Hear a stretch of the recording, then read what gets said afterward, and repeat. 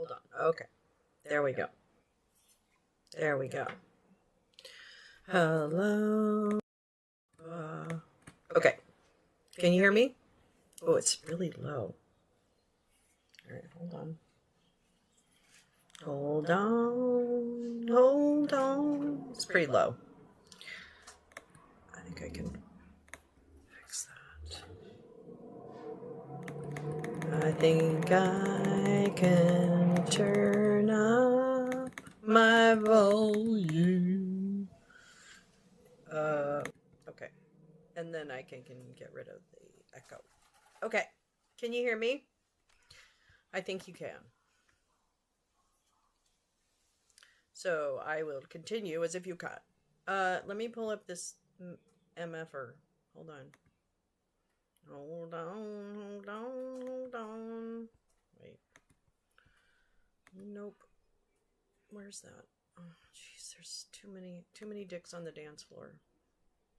Too many dicks. Okay, there we go. Hold on, hold on, hold on, hold on, hold on, hold on. I am going to try to speak really exceptionally louder, Dairy Milk. Hi, Paul. How are you? I didn't expect to come on, but you know what? That's the nature of the beast, is that louder almond milk. He's like soy milk. He's like the worst kind of milk. Does that make sense? All right, hold on. I gotta find this. Wait, what? That's not what I want. Oh, I freaking hate this. I think it's this. Oh, okay. Yeah, it is. Okay. And here we go. Wait, where is it? And here we go. And here we go. What the fuck? Oh, there it is. Oh, that's terrible. Oh, we must make it larger. Nobody's going to be able to read it. There we go. Let's see what that... That's much better. Well, then we have to do this. We're going to do... Whoops, no, we're not going to do that. Okay, so the top's fine. I want to do the left. To the left, to the left. Everything you own in a box to the left. Oh, please don't touch. Oh. Sorry, I know this mic sounds a little bit like I'm in a bucket. I should probably move over to my real microphone. Yeah, I should. Okay. Hold on. I want you to just think fun thoughts while I do this. All right? Do. Maybe I'll put on the lounge music. Hold on. Let's do that. There we go.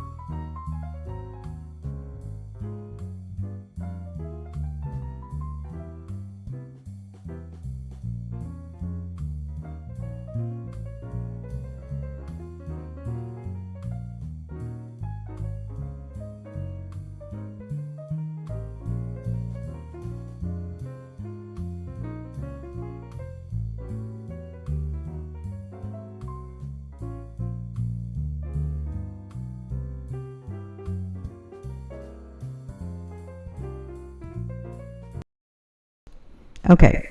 Ooh. There's gonna be an echo. Sometimes I know how to fix this. Sometimes I don't. Hold on. Hold, please. Oopsie. That's not it. Oh dear. Well, that's quite strange. Check the settings. What? Okay.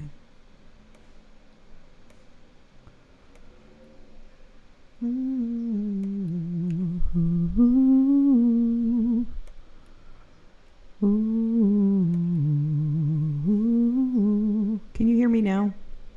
Can you hear me? I can't hear me. Turn that off. And then I wish with reverb. Yeah, see, this is, I have one little tiny like setting that I can't quite figure out what I ticked. And that was it. And then that was all she wrote. That was all she wrote. Damn. Okay. Well, what good is love when you don't have anything else? I don't know what that means.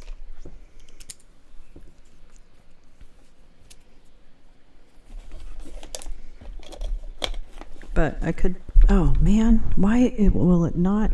It just needs to play in my ear. That's all it needs to do. I just need my monitor on. Okay, maybe what I should do. Oh, it's now perfect. Okay, I'm not going to change it then, because I don't want to ruin it. All right. So, welcome.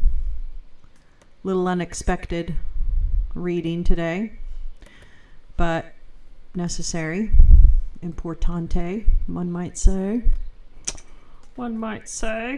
I think this is going to be really bad, but I'm going to try it. Oops, nope, that's really bad. Oh, I know what I need to do. I'm so sorry. Let me do this. Hold on. I know.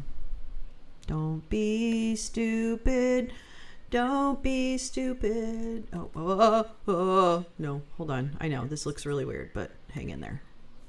It's not gonna in a minute. There we go. For crying out loud. Oh no, I don't want that. I don't. Thank you. Thank you so much, Mr. Computer. I just want you to help me out a little bit. Let's see. Can I get it to come on? No, I can't. All right. Sorry. You get to see how the bananas are made. And then I think, oh,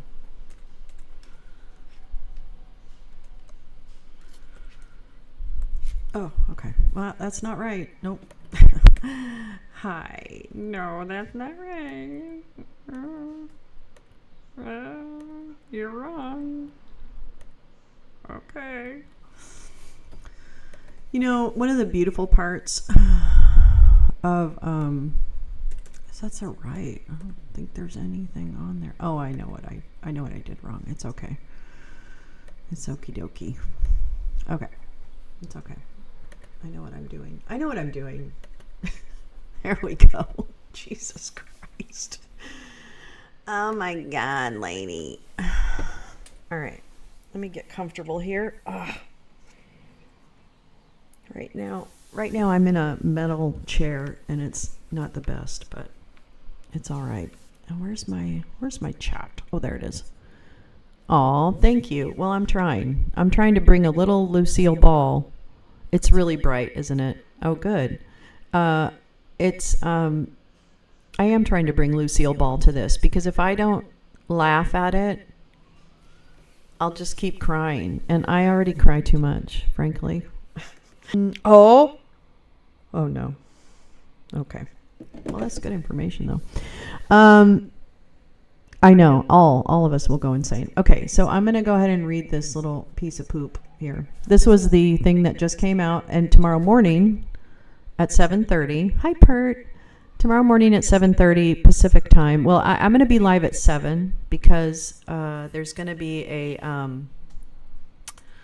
there is going to be... a hearing at 7 a.m. At 7 a.m. Pacific. Sorry, there's a hearing with, I think it's Senate. It might be House. Sorry, I don't really recall. But it's about the Ben-Hur report, or Ben-Hur. It's not. It's, what the fuck is that? The Hur report. Shiny people poop. Shiny people poop. I know. Well, we're having a little bit of issue with the sound, but I'm going to try and make it as reasonable as possible. Actually, I could probably turn down my monitoring, and maybe that would help a little bit. So in the morning, we're going to actually, we're going to do her starting Charlton Heston. So the race around the Coliseum will start at 7 a.m. tomorrow, Pacific time, 10 a.m. Eastern, all times in between and outside of that. And so I'll be live for that, but then we'll probably quickly switch over to this ridiculous hearing about the pipe bomber and this report, apparently. So I'm gonna stretch out, pull my microphone close, get my weed in one hand. And then, I have a new, well, it's not new. I've had this for a long time, but I finally programmed it with the new old computer that I have now. And so I want to see what happens. Hold on. Hold on. What's my favorite? I don't know. Oh, it's not going to play. Darn it. Okay. That's all right. Okay. So let me entertain you. Let me make you smile. So it was great that he put this out, because it would be nice for once to read something before they actually talk about it. So Louder Milk makes silent tea. Is that what you said? Silent tea? What is that? Silent tea. Louder Milk is clearly auditioning for something, but we'll see what. Okay, so let's see what this little piece of shit says. Hold on, let me pull this microphone whoops. All right, are we still good? Thumbs up if, just tell me if we're not. Okay. Oh, and please share the broadcast if possible. That would be lovely. Thank you so much. I really appreciate it. Burp, burp. All right, the table of contents. This is 81 pages, so we may not get through the whole thing, but I'm gonna figure it out. Okay, we're gonna figure it out. Bathroom. I'm actually in my room though, so this is it's because my monitor is coming through my computer instead of my earphones, and I guess I could try one setting before I totally give up on it. Why just give up? Don't give up. Don't ever give up. It'll be all right.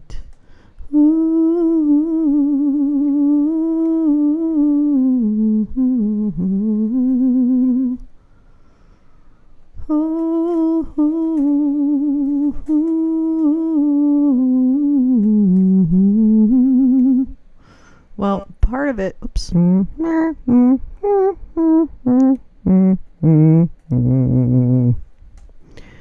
Sorry, I know this is, you guys didn't really need to hear all of this. Okay, all right. Okay, I don't know why it's not working. That's fine. It doesn't need to work. Right. Hi, Jam. You joined a Zoom and had no idea how to be. I really don't like I don't like Zooms. I did just invest because of the donations that people have made to me doing this. I did invest in a paid version.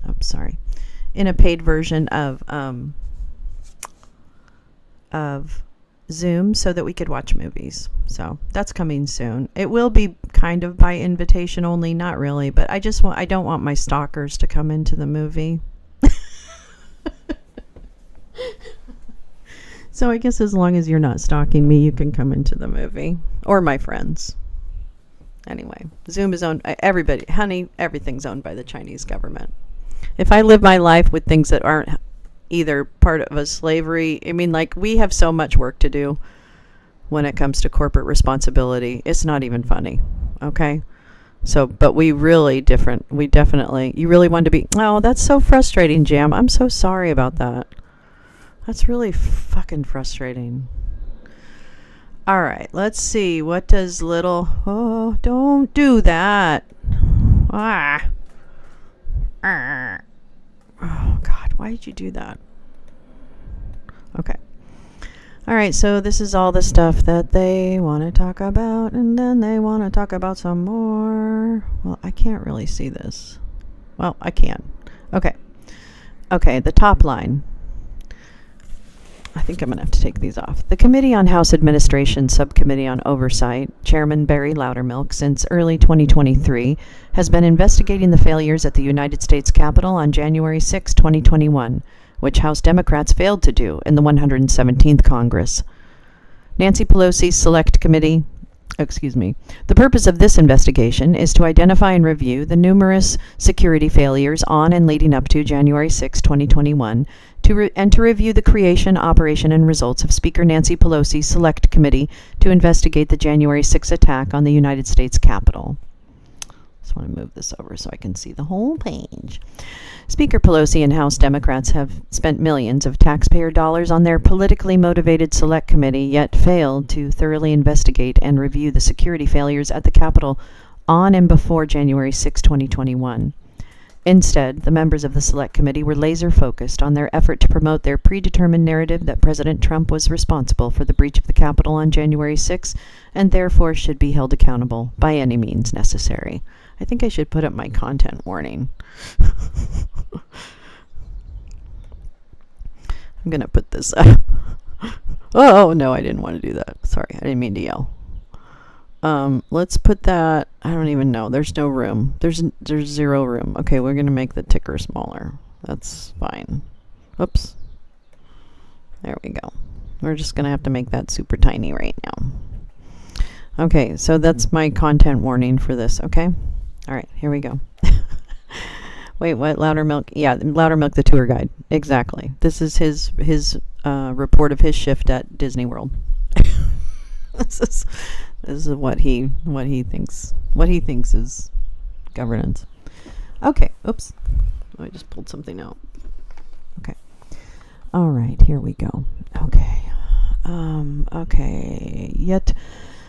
Instead, the members of the Select Committee were laser-focused on their effort to promote blah, blah, blah. Okay. Throughout its nearly 2 years of work, the Select Committee presented uncorroborated, cherry-picked evidence that fit its narrative.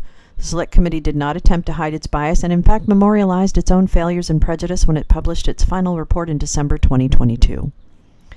A review of the nearly 1,000-page report reveals Speaker Pelosi's multi-million-dollar Select Committee was a political weapon with a singular focus on promoting the narrative that President Trump was responsible for the violence on January 6.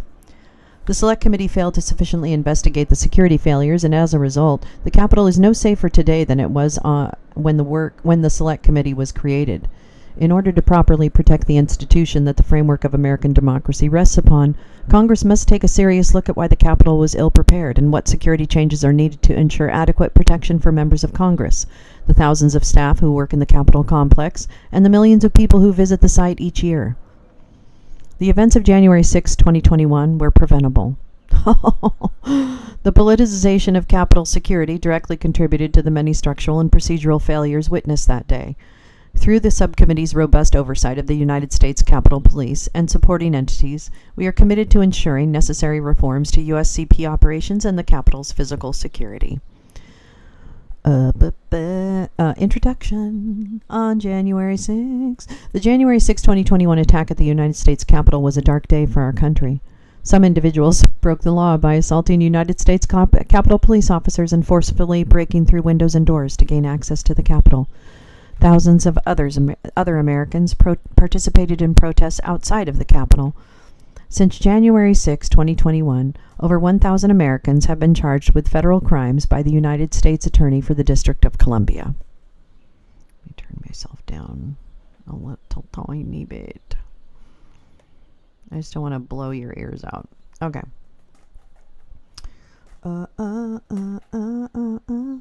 Many members of Congress were in the Capitol on January 6, 2021. That includes the chairman and multiple members of the Committee on House Administration Subcommittee on Oversight who experienced firsthand the violence that occurred that day and mourned the lives lost both on January 6 and thereafter.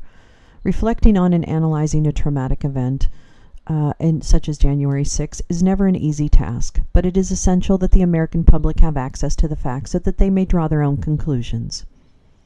In advance of January 6, 2021, there were known threats against Congress. Due to the anticipated large scale of the scheduled protest activity derived from gathered intelligence, the Capitol and much of the surrounding city adopted an enhanced security posture. However, it was not adequate to stop hundreds of protesters determined to get into the Capitol building. The subcommittee must investigate the USCP failures that, at least in part, led to the security breakdown that day. USCP's mission to protect the Congress, its members, employees, visitors, and facilities so it can fulfill its constitutional and legislative responsibilities in a safe, secure, and open environment. USCP's leadership failed in its responsibilities on January 6, 2021. They lack the leadership, equipment, and training necessary for officers to deal with the challenges of a protest of this size and scale. To provide full transparency, it is vital for the subcommittee to review the actions of Congress in the aftermath. After House Democrats impeached President Trump, Antifa, hi Badger, hi Lee. To provide full transparency, it is vital for the subcommittee to review the actions of Congress in the aftermath. After House Democrats impeached President Trump over the events of January 6, 2021, but failed to secure a conviction in the Senate, Speaker Nancy Pelosi established the Select Committee to investigate the January 6 attack on the United States Capitol, heretofore known as the Select Committee. The Select Committee had one purpose: advance a political narrative using cherry-picked information that supports its overall narrative. After Speaker Pelosi refused to seat two of the Republican members named by Minority Leader Kevin McCarthy to the Select Committee, further entrenching its partisan purpose, the group of 5 original Republican appointees, led by Representative Jim Banks, conducted their own investigation. Representative Banks subsequently published the Report of Investigation, Security Failures at the United States Capitol on January 6, 2021. Hi, butterflies. No worries. Nice to see you. Thanks for checking in. However, because Speaker Pelosi refused to appoint these Republican members to the Select Committee, they lacked authority to issue subpoenas or access the millions of pages of records collected by the Select Committee. So there. The subcommittee's goal is not to rewrite the events of January 6 nor to promote a political narrative. Why, how silly of you to think that about us. It is the firm belief of the subcommittee that it is Congress's duty to provide full transparency to the American people so they can draw their own conclusions based on the information available, not just the information that supports one perspective. Oh, because apparently now treason has perspectives. Okay. This report summarizes. I am going to be commenting throughout this report. This report summarizes more than 1 year of independent investigation by the subcommittee and findings based on nonpartisan evidence, first-hand accounts of events, and thorough comparisons of official records, official hearings, and letters at the direction of Chairman Barry Loudermilk. Let's see. Okay, Rule X. This just establishes the Subcommittee on Oversight Jurisdiction. On December 29th, let me just see here. Rule X of the House Rule states that the Committee House Administration has jurisdiction over services to the House, which includes administration of the House office building. So they're just establishing that this subcommittee has jurisdiction in this regard in terms of the security of the Capitol. When the Select Committee was created in the 117th Congress, its establishing resolution stated that the records of the Select Committee shall become the records of such committee or committees designated by the Speaker. On December 29, 2022, Speaker Pelosi wrote a letter pursuant to that clause directing Select Committee Chairperson Benny Thompson to transfer Select Committee records to the committee at the close of the 117th. At the start of the 118th, the resolution adopting the rules of the House further reiterated that any records obtained by the Select Committee be transferred to the committee. Really? I don't remember that. The rules of the committee grant the subcommittee jurisdiction over all matters relating to congressional security, accountability, the legislative branch, and security and safety apparatus, legislative branch functions, and such other matters as may be referred. The rules of the committee empower us to gather evidence on matters within our jurisdiction. So, nah. Okay, I need to take a minute and talk to my producer here. Hold on just a moment.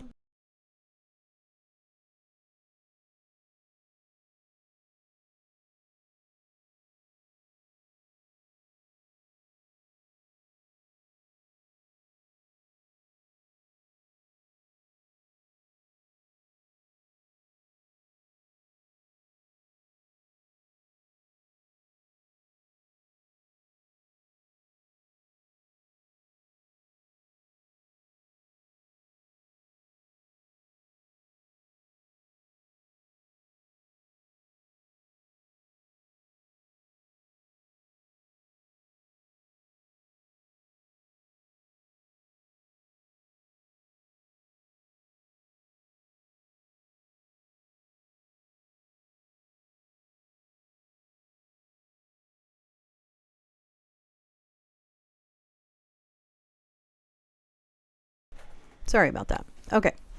The select committee. All right. The Democrats, those damn Democrats, wasted no time before pointing fingers at President Trump for the events of January 6th. The select committee's conclusion that President Trump was at fault for every tragedy that occurred at the Capitol that day was determined before the select committee was even established. On January 7th, 2021, Speaker Pelosi and Major Leader Schumer called for President Trump to be immediately removed from office, whether it took using the 25th Amendment or impeachment. Just get the bum out. A few weeks later, Speaker Pelosi went as far to say that President Trump could be an accessory to murder. When it became evident that President Trump was not going to be held accountable in the way that Speaker Pelosi wanted him to be, yeah, it's all Nancy. She then turned to establish the select committee in the June of 2021. And you know what? We demanded it of her. Can I just say we demanded it? The 45th is owned by what? Oh, yeah. New York. He's owned by no, he's Russian asset. Are you sure? Yeah, oligarchs. Yeah. I mean, he might owe a lot of people. I'm not saying he doesn't, but I think that Rudy is known to have moved the mob so that the Russians could take over organized crime. Isn't that the story for New York? No Dems. Jam, this is a Republican report. This is not a Democrat report. This is a partisan report. There's nothing. That's why we have the little warning down at the bottom, because this is propaganda. And we're understanding it so that when we go into that meeting tomorrow, we know what they're going to fucking... Although we already know. Their milkshake brings all the boys to the yard. And their life is better than yours. Damn right. It's better than yours. They could teach you, but they'd have to charge. Okay. Without question, the select committee was used as a tool for Speaker Pelosi and House Democrats to manipulate the facts surrounding January 6th and place the blame solely at the feet of President Trump, regardless of where an actual investigation might take them. Well, it's interesting because we have plenty of names, and indeed probably since a lot of people have pled guilty, there's a lot of people at whose feet this has been placed. So I don't think we should get it twisted that this is just a Trump thing. Certainly not for me. Not sure when Trump opened. Have you read American Compromat by Craig Unger, Paul? It's a really easy read, and it's a great book about Trump's relationship to the Russians starting in the 80s. It's very good. He's very good. I love him very much. I mean, not like personally, but you know what I'm saying. Okay, anyway.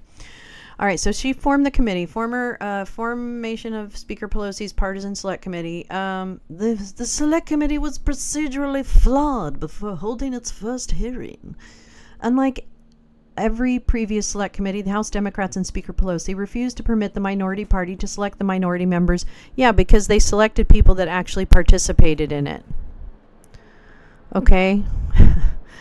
There's credible information about the people who participated in it from Congress. Even though they don't have all the smoking guns, they have enough to know who's who. And Jim Jordan and Banks and whoever else were all people that had their hands quite dirty. So that's why.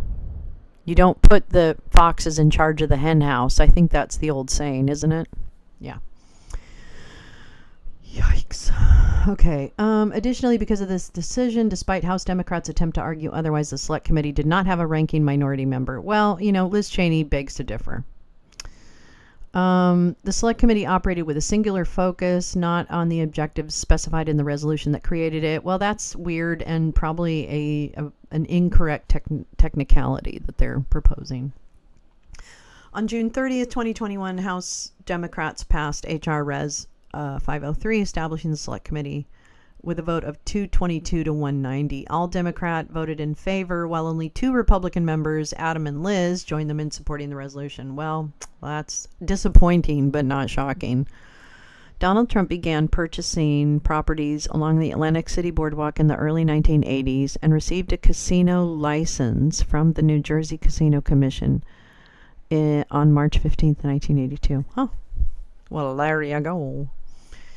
Well, I don't even know. I wasn't born yet. Well, I was born, actually. Unfortunately. Okay. Speaker Pelosi's unprecedented decision. Boy, they really have it out for Nancy. She is so effective. In your head, Nancy, Nancy, Nancy. What's in your head? In your head, Nancy, Nancy, Nancy.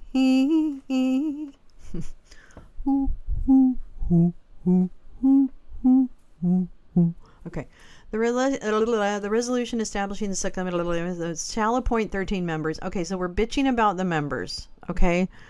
We're bitching about the members. Representative Banks and Jordan. That was the 2. Oh, it wasn't even 3. It was 2 of the 5 members that they objected to. So they blew up the whole thing.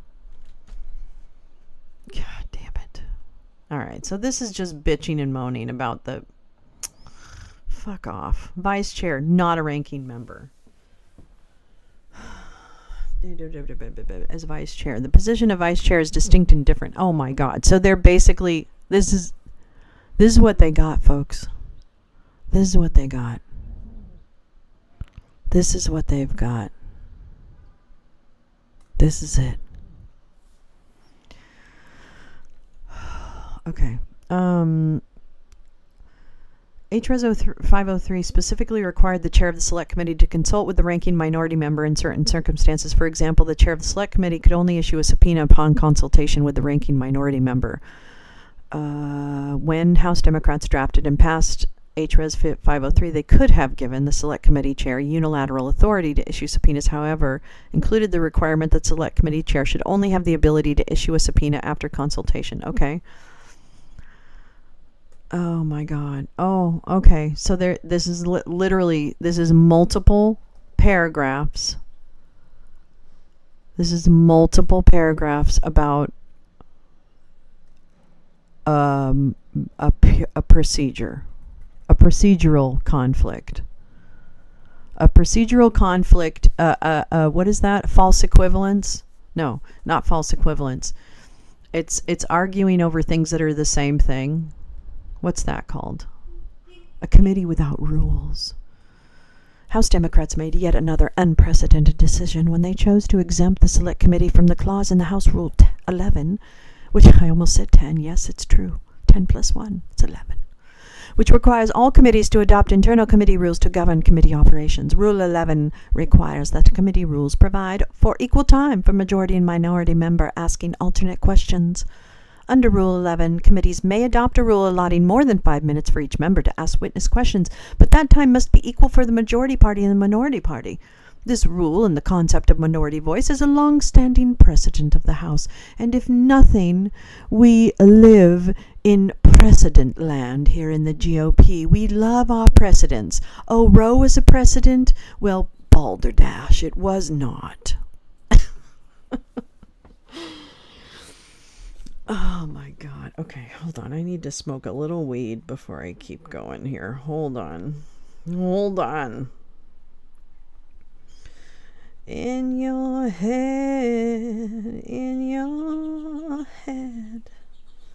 zombie, zombie, zombie, zombie. What's in your head? What's in your head? All right, let's keep going. Just keep swimming, just keep swimming. Yes, I will. I will weed you vicariously. There you go. I hope you got some. Awesome. Okay. Thank you for that. Thank you for that break. Okay, here we go. A committee without rules. Instead of adopting committee rules, the Select Committee relied on HRES 503 as their quasi-rules, which gave Chairperson Benny Thompson an unprecedented level of power over every action of the Select Committee, and to operate it in other ways other House committees could not. Yes, one more hit. Yeah. So wait a minute. Whoops, that one got me. Let me open. It's a diet soda. Nobody panic. So okay, wait. They chose to exempt it from the Rule 11. Rule 11 requires equal time. Under Rule 11 may adopt. Okay. This rule. Okay. Instead of adopting. Okay. See, I don't really get it. I don't get how that is a thing. Why? How is that a thing? I don't know. Okay.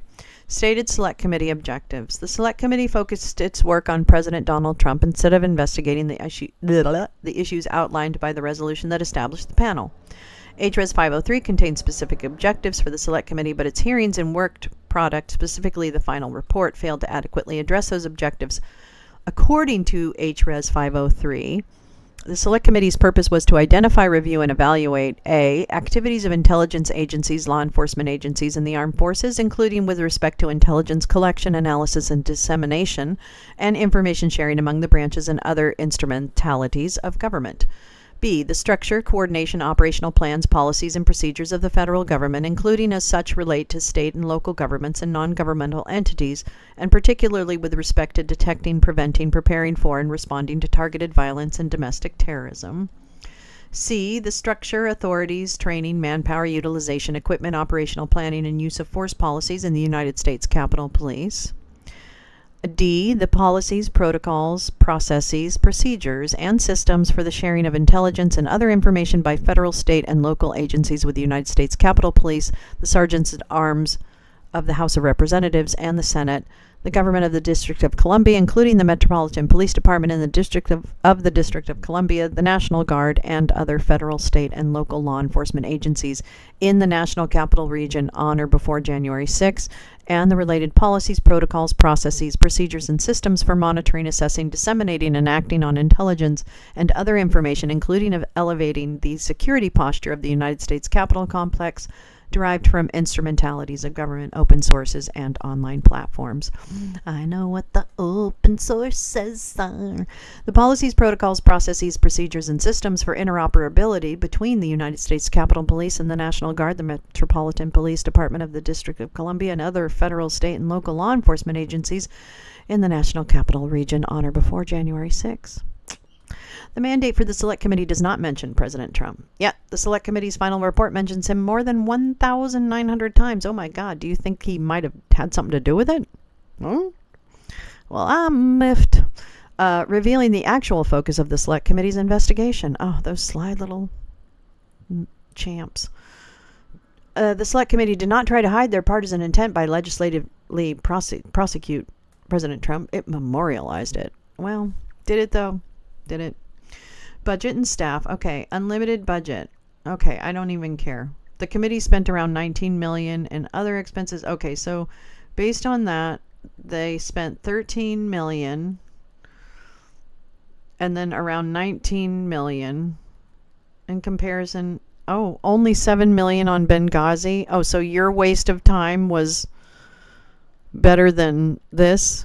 Is that where we're at now? Okay. Is that the revisionist history we're in? Okay. Gotcha. I need a drink. I need a sip of soda. The committee also recruited hand-picked investigators such as the Select Committee's Chief Investigative Counsel, who, in 2009, was nominated by, you got it, President Barry Barack Obama to serve as the United States Attorney for the Western District of Virginia. The Chief Investigative Counsel served as a U.S. Attorney under Attorney General Eric Holder, and according to Holder, the two had a long history. What does that mean? What does that mean? Did he not return the lawnmower? While serving as the U.S. Attorney for the Western District of Virginia, the Chief Investigative Counsel even served on Attorney General Holder's Advisory Committee, which advised the Attorney General on emerging policy issues. Well, then I guess that then he probably trusted his judgment. That happens, you know. I don't know. So I guess their attorney generals are all like completely perfect, and Democrat attorney generals are all totally corrupt. Okay, that makes a whole ton of sense. Yeah. I don't care about their budget. I don't care about the fact they didn't get equal. They got equal time. They pulled all their members. Okay, so that's what happened here. If you want to know what really happened, the Republicans pulled their members. When they didn't get Jim Jordan and Banks on there to make a mockery of the Select Committee, the Republicans pulled all their members. And so it was left to Pelosi to appoint Republicans. Okay, that's it. That's what happened. And goddamn if it wouldn't happen if it was the shoe were on the other foot. So fuck off with the two parties are the same. I mean it. I seriously mean it. If one more fucking person acts like they know anything about politics and tells me that both parties are the same, I'm gonna fucking punch them in the mouth. Well, I won't because they're not standing here. But, I mean, I have to tell you, I'm so fucking tired of hearing that. They are not the same. And I know they're not the same because I watch all of their hearings and their legislatures and other things far more than the people who are bitching about them. So stop complaining about Republicans and Democrats because they are definitely not the same. For fuck's sake. Get your head out of your ass. And if you don't know and you think you know, then fucking pay attention and watch my show more often. God damn it. Then you can see for yourself. You don't even have to believe me. FFS. Okay. That's my soapbox. Okay, here we go. Sorry. Let me just make this a little bigger. Whoops. I can't see you. It's better to see you with, my dear. Okay, there we go. Okay. Primetime media hearings. The Select Committee did not want to hold hearings. It wanted to grab the American public's attention and present a political narrative. Then why did it do it in the daytime? The Select Committee enlisted the help of Hollywood producers to edit. They had people that worked on news production. Okay, there's people who produce stuff are trained to do it. They have training. So that's why they hire them, is because they have training to do things well. Okay? The Select Committee enlisted... Okay, whatever. I'm not even doing that. To edit USCP closed-circuit television footage. That's not... the editing is the ability to put footage together. Okay? Believe me, we saw the parlor dump. We know what's out there. So, I'll believe my eyes. And not their lies. So, that's it. Okay. During the Select Committee's hearings, they had a full production team located everywhere from Chicago to Las Vegas. Okay, there's all that nonsense. The committee's intention was to aim for the impact. I wish that those hearings had as much reach and impact as these guys think that they did. I really do. I wish they had even an ounce of the impact that these morons think that they did. I can't believe it. Okay. Okay. Okay, so that's all the production. The format of the Select Committee's hearings was unlike other House hearings where majority and minority members alternate asking questions with 5-minute intervals for each member to ask questions. Whatever. The format of questioning is traditionally specified in each committee's rules. The Select Committee hearings were tightly choreographed, with each one requiring multiple meticulous rehearsals, which could last up to 5 hours. Oh, so they're mad they prepared. Only 2 of the members of the Select Committee had active roles during each of the Select Committee's highly scripted hearings, a strategy adopted for maximum messaging impact at each hearing. How is that so are you mad, bro? Are you mad that you didn't do as good a job on your hearings as they did on theirs? It's a lot. Okay, so what happened up to and including January 6th, as most of you know, was very complicated. It involved, and still does, involves tremendous moving parts that we still have yet to tease out. So, yeah, you're right. God, I hate these people. Okay. Conclusion. The Select Committees was a partisan exercise from the beginning, and its work product and findings must be carefully weighed. Oh, wait, I should actually read that last paragraph. Oh, they're, okay, predetermined narrative. Okay, whatever. The Select Committee's hearings and final report are tainted. Tainted love. Oh, you run away. I've got to get away. Okay.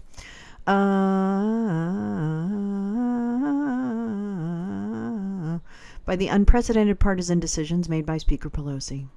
Nancy. The Select Committee's final report contained some facts, but the conclusions and findings presented were predetermined due to the committee's partisan nature. Is that true, though? Is it true? Because it's not true. Because the report does contain facts. It contains a lot of facts. And you know what? Frankly, for me, there's more facts that it could contain that it just happened to not contain.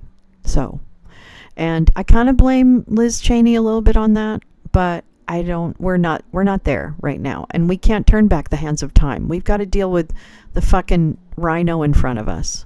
And I didn't mean that like the Republican in name only. I meant like the actual animal. Okay. Yeah, Fast and Furious. Okay, here we go.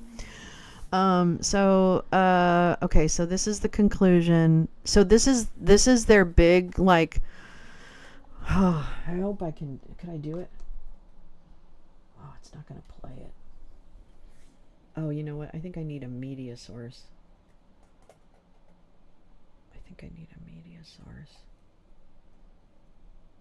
Okay, anyway. Okay. The big dramatic thing is that, okay, so this is what they're mad about. Okay, so partisan exercise, partisan decisions by the speaker, not enough facts.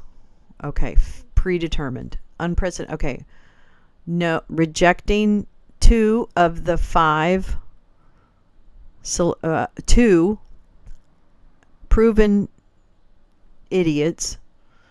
She rejected 2 of the 5. They pulled all 5. So she invited the 2 that would come. That's it. That's the truth of what happened. So debunked. This is just nonsense. This is not, these are feelings, okay? This whole paragraph is one big feeling. That's what that is. One big fucking feeling. This one is bitter,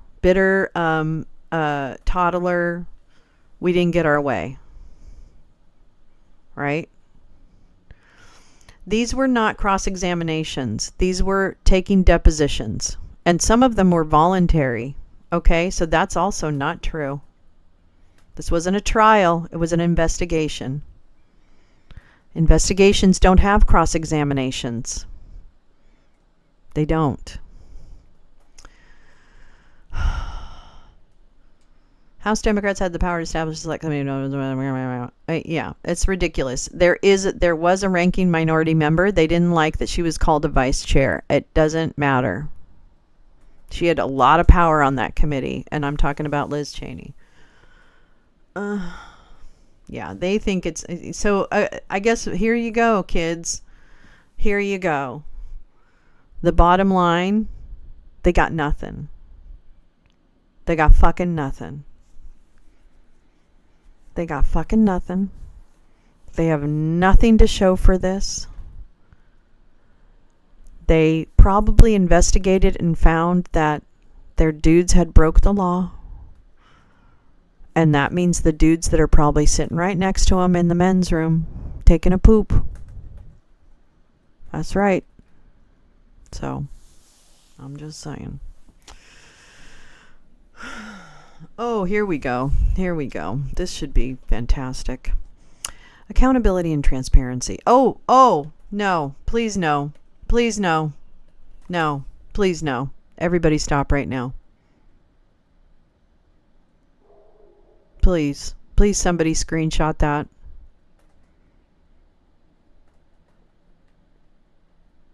I just don't believe what I'm reading right now. Do you see that word at the top?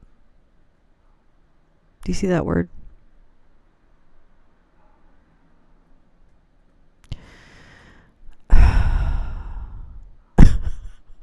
Okay, well, accountability and transparency. It's very transparent to me. It's very transparent. Wait, did I just edit that? Oh, no, I did. Oh, I did. Okay. The Select Committee collected and reviewed significantly more information about the underlying causes of January 6th than it released on its website. At the conclusion of the 117th Congress, the Select Committee... what? No spell check. The Select Committee released its highly promoted final report and carefully selected records to accompany it that, as their website suggests, supports the Select Committee's narrative. However, the documents released on the U.S. Government Publishing Office GPO do not represent all documents obtained by the Select Committee during its existence, and specifically excludes information that did not support the Select Committee's narrative. Now, how do they know that? I can't wait. Liz says, no surprise, Trump doesn't want you to see it. I'm sorry, I don't really like Liz Cheney. But here's the GPO website with transcripts, documents, and exhibits from our meticulously sourced 800-page final report. Also links to our hearings. Might be a good time to watch those again. I think she's right. I think we should actually write them again or watch them again. Wait. I know, right? I know. Cassidy Hutchin helped us with this one. Okay. Yeah, that's right. Actually, she came right out of the blue. Chairperson Thompson admitted that the Select Committee did not preserve hundreds of video recordings made by the Select Committee during transcribed interviews and depositions. Chairperson Thompson also admitted that as chair of the Select Committee, he failed to archive certain transcripts of transcribed interviews conducted by the Select Committee in violation of House rules. Okay, I want to see that letter. This raises obvious question. Why did Chairperson Thompson not want House Republicans to see these records? I don't think that's probably what happened. Additionally, the Select Committee selectively interviewed certain witnesses and publicly released their testimony before interviewing other witnesses who may have provided contradictory testimony. One example of this is Select Committee's decision to invite Cassidy Hutchinson for a public hearing before interviewing first-hand witnesses whose testimony may have corroborated or contradicted hers. On June 20th, 2022, Cassidy participated in her fourth transcribed interview with the Select Committee, in which she leveled previously unheard allegations. During this interview, Hutchinson testified that while in the motorcade after his speech at the Ellipse, President Trump attempted to grab the vehicle's steering wheel and lunged at another U.S. Secret Service agent in the vehicle. 8 days later, the Select Committee, knowing that this new testimony would garner significant media attention, scheduled a public hearing with Hutchinson as the witness. And let me tell you, Cassidy Hutchinson was a fantastic witness and gave us a lot of information. She also relayed that story about the SUV as secondhand, that someone had relayed that story to her.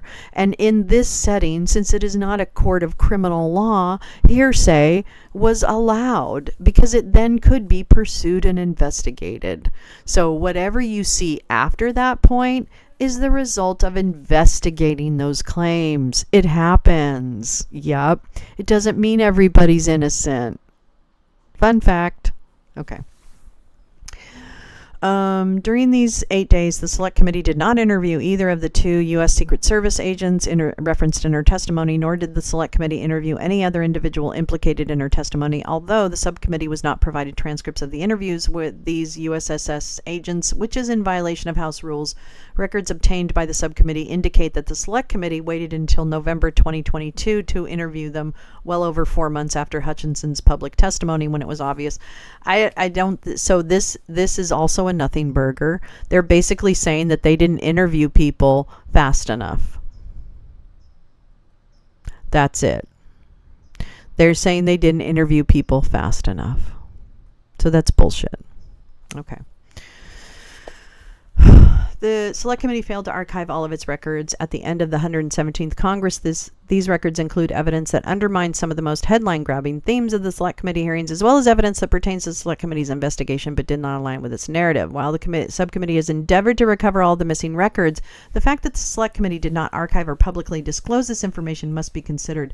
I would like to know what they're talking about, and I think that it's already been debunked, that the items from the committee were moved from one website to another, which is apparently normal. So we can figure that out, but I'm just telling you right now, I don't think it's actually accurate that things were destroyed. I think they were relocated as part of the closure of an investigation, or the closure of the committee, I should say. Okay, so let's see. What is missing? All committee, wait, what is this? Select Committee should have, wait a minute. While the subcommittee has endeavored to recover all of the missing records, the fact that the Select Committee did not archive or publicly disclose must be evaluated. The Select Committee should have archived all material. So they did apparently archive all the supporting materials, and I don't know what other I guess meeting minutes. I don't understand. What? I'm very confused. Okay, what are they looking for? Drafts? I don't get it. Okay. All committee chairs have a responsibility to archive non-current committee records at the end of each Congress. It is a chair's responsibility to transfer these records to the clerk of the House, who subsequently stores them on the National Archives, 2 years prior to sending them to NARA. The resolution establishing the Select Committee added an additional reporting requirement by mandating all records of the committee be transferred to any committee designated by the Speaker of the House. Days before the new Republican majority was sworn in, Speaker Pelosi sent a letter to Chairperson Thompson designating Select Committee records be transferred to the Committee on House Administration. At the beginning of the 118th Congress, HRES 5 reiterated that all records from the Select Committee would be transferred to the Committee on House Administration. Republicans on that committee, the Committee on House Administration Subcommittee on Oversight, immediately inventoried all records turned over by the Select Committee. This included both printed documents and digital records. While some records were organized and inventoried, most of the records turned over by the Select Committee were contained on 2 hard drives labeled as a production from their e-discovery software. During this initial document review, the subcommittee determined that the Select Committee archived and provided to the subcommittee roughly 270 transcribed interviews of witnesses' testimonies and fewer than 3 terabytes of digital data. Okay, so how much was there in total? Can we get to that point? Okay, here we go. I don't even know what all that middle part is. I don't even fucking care. Nevertheless, as part of its investigation, the subcommittee learned that the Select Committee failed to archive and subsequently provide the subcommittee any of its video recordings of the witness interviews, as many as 900 interview summaries or transcripts. It failed to archive and subsequently provide the subcommittee any of its video recordings of witness interviews, as many as 900 interview summaries, transcripts, more than 1 terabyte of digital data, and over 100 deleted or encrypted documents. The failure to provide the subcommittee raises serious concerns. I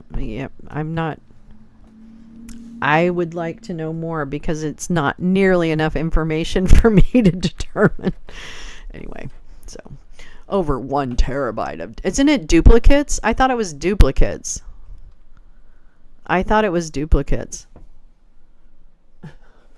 Yeah, somebody asked Denver interrupt his whiskey and reaping the rewards of leaving the Republican Party. I'm really sick of people who reap rewards after leaving a fucked up party. Okay, I'm sorry. I do not forgive. I don't forget. Maybe I forgive, but I don't forget. That's my Welsh. That's my Welsh side. In a July 7th, 2022 letter to Chairman Loudermilk, Representative Thompson claimed that the Select Committee archived over 4 terabytes of digital data. Specifically, Representative Thompson wrote that the Select Committee used an e-discovery platform to manage its investigative records and worked with its e-discovery platform contractor to create an archive file. Representative Thompson went on to say that permanent records totaling over 4 terabytes of data were electronically archived in that file. Stop eating. Do not eat this. Oh my God. This cat. How was that? Did you enjoy having that? Yes. Dummy. Okay. All right. However, after reviewing the archive file, the subcommittee received less than 3 terabytes of digital data. 1 terabyte is a substantial amount of missing data. 1 terabyte of data is equivalent to 6.5. Well, you better hop to it. You better get on it. Okay, so that's that. Subcommittee received a total of 6 hard drives. Contained in these hard drives were document productions from individuals, agencies, departments, and other entities that responded to the Select Committee's request for information. These files included emails, text messages, and other communications. The Select Committee also archived some of its incoming and outgoing correspondence with these individuals, agencies, and departments or other entities. Lastly, the Select Committee archived only some of the interview transcripts. I'm sorry. Sure, okay. Does that change the fact of what happened? It doesn't. It really, in fact, there's more. EO 13848.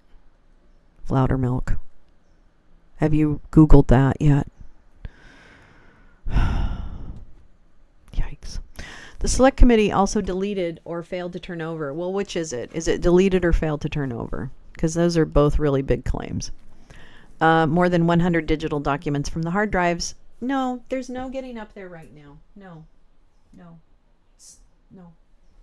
Okay, no, there's too much stuff up there. Nope, you're going to do it anyway, though, aren't you? Man. This cat. My male. Oh, that was really well done, Gus. Are you happy now? Okay. Somebody's got to be on the desk at all times. Let's see. In order to reconcile the significant discrepancy between the 4 terabytes that Chairperson Thompson claimed he turned over and less than 3 terabytes actually received, the subcommittee contracted with the digital forensics team to conduct a forensic analysis.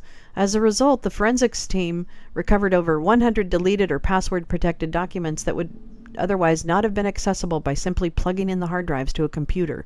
Well, I think it said it had passwords. After recovering these password-protected documents, Chairman Loudermilk sent Representative Thompson a letter dated January 18, 2024, requesting, quote, a list of passwords for all password-protected files created by the Select Committee. In response, Representative Thompson claimed to have no knowledge about any passwords, writing, I have absolutely no idea what you're talking about. On one recovered file, which was not encrypted but was deleted on January 1st, 2023, revealed the identity of a witness who worked in the White House and sat for a transcribed interview with the Select Committee. The witness had firsthand knowledge of President Trump's actions on January 6th.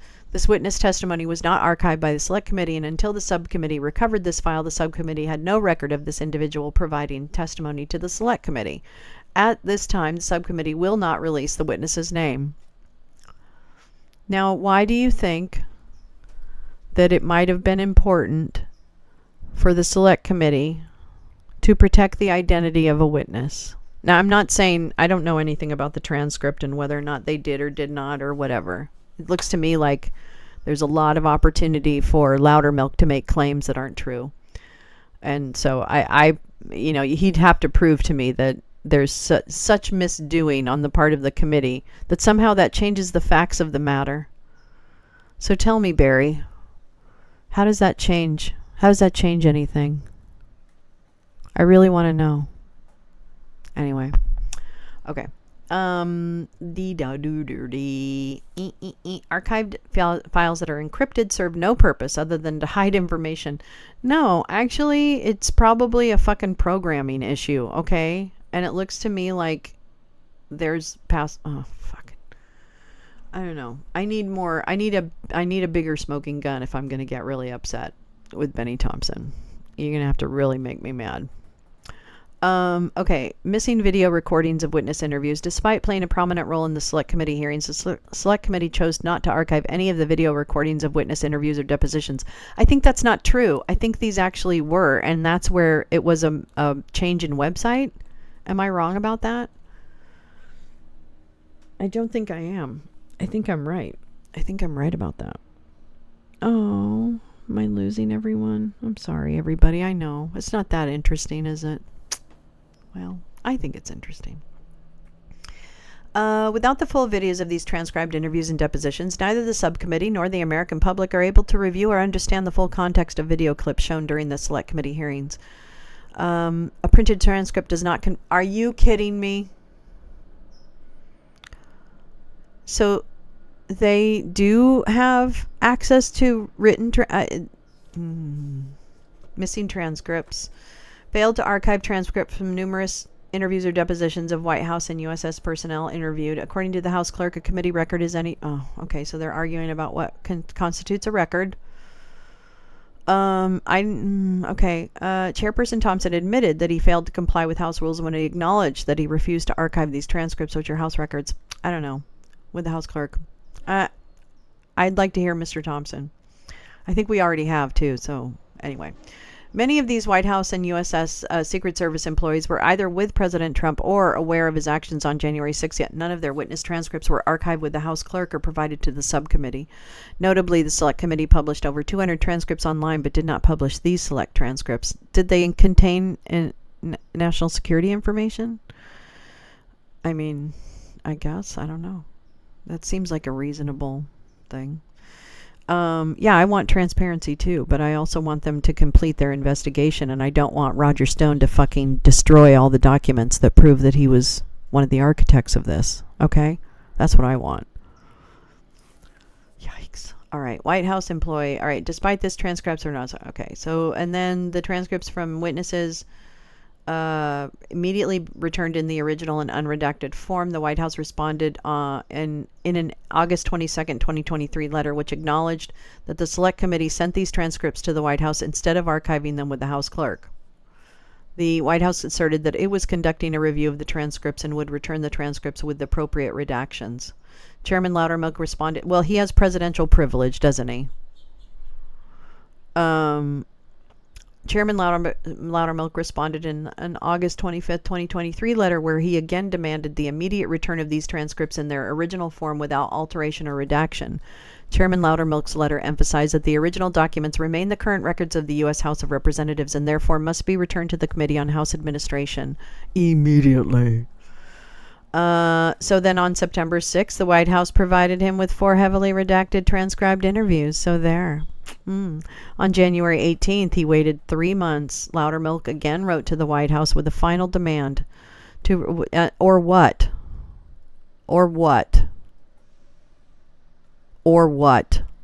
Oh, look at this. The White House subsequently offered to make the unredacted transcripts available for in-camera review. So, what's your problem? Hi, butterflies. Right? Like, what is your problem? The testimony of these 4 White House employees directly contradicts claims made by Cassidy Hutchinson and by the Select Committee in the final report. None of the White House employees corroborated Hutchinson's sensational story about President Trump lunging for the steering wheel of the beast. Doesn't matter, okay? That's not the key story for me. Fun fact, Loudermilk. We've got some other things to talk about.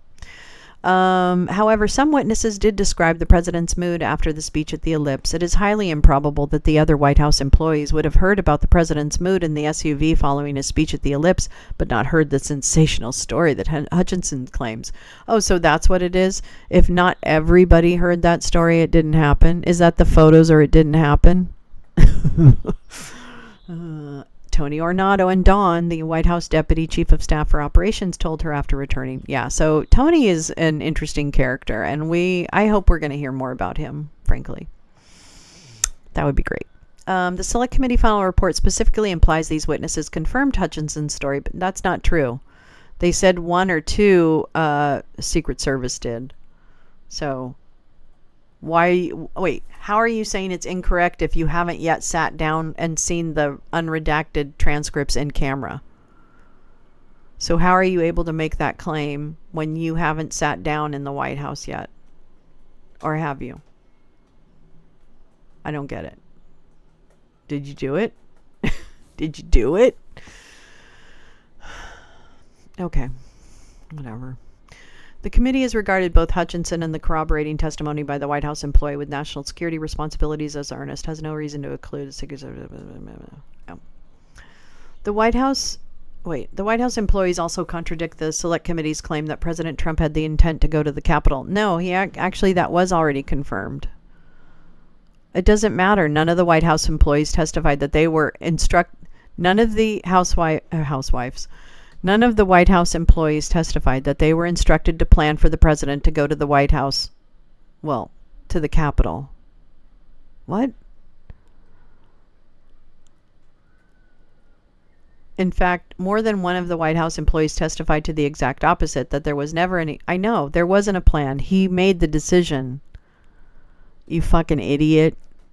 Oh my God. Okay, so that's a big thing. That's one of their big, mic drops. One of their big fucking mic drops. Yeah, he has to report on March 19th. I know. Butterflies, it is past due time for people to really pay the piper. And this is definitely not the last we've heard of Peter Navarro. He's very frightened. He's very frightened. There's a reason Peter Navarro wants to wait until after the election. Because he knows that what he did do, what he did write, what he did advocate for is treason. And Peter Navarro knows that they could give him the electric chair. He could be tried for treason. And I think that makes Peter Navarro really, really fucking scared. And he knows that no one is coming to save him. No one. No one is coming to save him. So Peter Navarro should have made a deal the minute Merrick Garland sent him flowers. He should have run to the Department of Justice and said, pick me, pick me. Because each and every one of those guys is going to let him get squashed like a bug. Not that he won't deserve it, but he could have avoided it.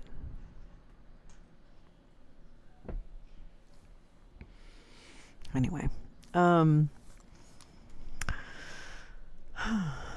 White House employee was asked directly about Hutchinson's shocking testimony that President Trump made a comment implying Vice President Pence should be hanged.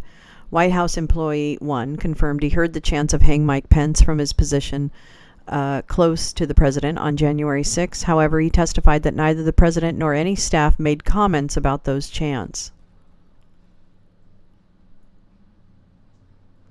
Evidence developed in the committee's investigation showed that the president, when told that the crowd was chanting "Hang Mike Pence," responded that perhaps the vice president deserved to be hanged. Okay, so the people you asked didn't say it? The people you asked said it didn't happen? All right. The Select Committee chose to selectively cite, because they're a select committee, cite to those unnamed White House employees instead of releasing their full testimony, which directly contradicts specific claims made by the Select Committee. Great, I can't wait to read them. In fact, is this just a big misunderstanding? Is that it? So the fake electors was just a misunderstanding, and EO 13848 was just a misunderstanding, and Alito coming in with a last minute injunction for the count was a misunderstanding. And let's see what else. Yeah, so many misunderstandings. Yeah, scary. Okay, so the witnesses go to interview of the White House employee 1. The interview of the White House employee 1 occurred on June 10th. The redacted version of the transcript lists the witness as a White House employee. Based on the unredacted, this individual had firsthand knowledge related to President Trump's demeanor and actions. The Select Committee asked White House employee 1 if they recalled President Trump ever expressing a desire to go to the Capitol prior to January 6th. What? Oh, I see. White House employee 1 testified they did not recall hearing President Trump express a desire to go to the Capitol prior to January 6th. In the president's speech at the Ellipse, he made comments indicating that he was going to the crowd. Do you remember any discussions about the president wanting? I do not. And just to be clear, which is not always the case, do you remember the president ever expressing a desire to go to the Capitol, even if it was before the 6th? So saying, I'd like to go on the 6th, whether it happened in December or early January. No, I never heard that. Well, that's a very enlightening little tiny thing. Bigly. I can take a drink. Oh, hold on. My shoulders are...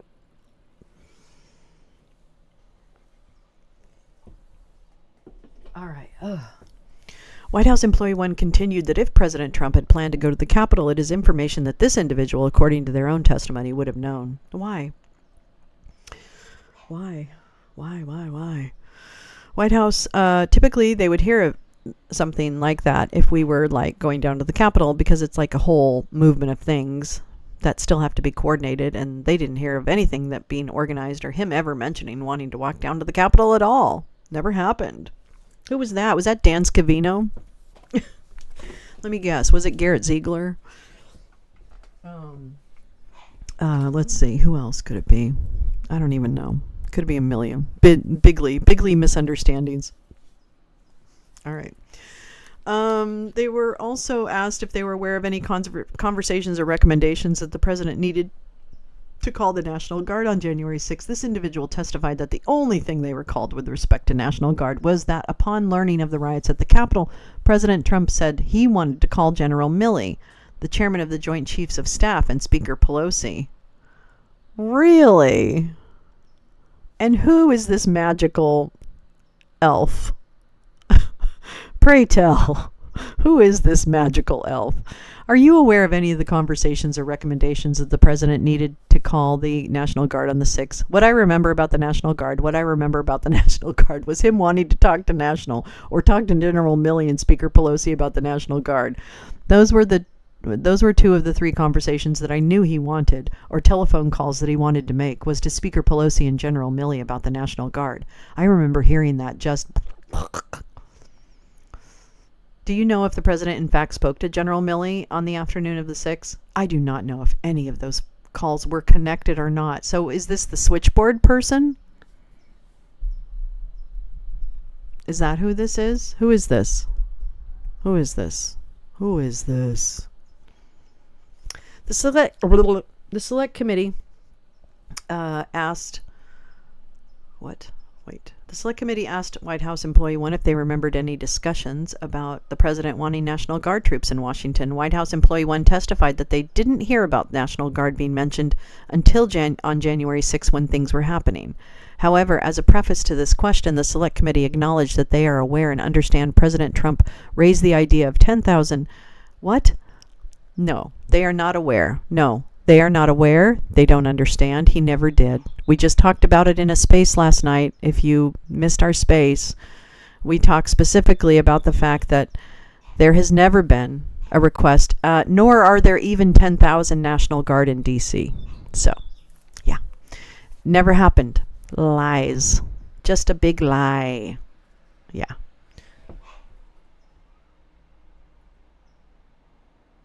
Oh, Carolyn, you're so sweet. Thank you. I'm sorry you missed the beginning. We're really only on page 24, girl. It was a big bunch of bullshit before, so we're pretty early on if you want to stick it out. But I totally understand putting this on in the background later on. Let me just check on my little puppy because he's barking a lot. Hold on, just a moment.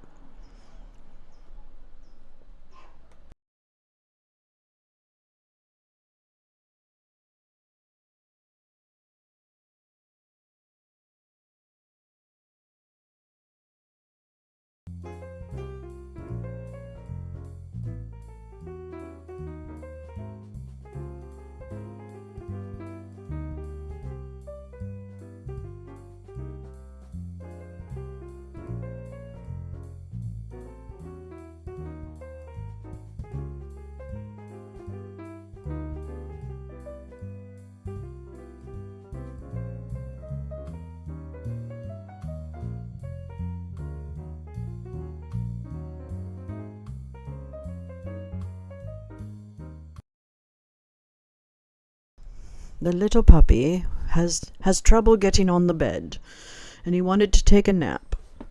So I had to help him get on the bed. It's crappy getting older, isn't it?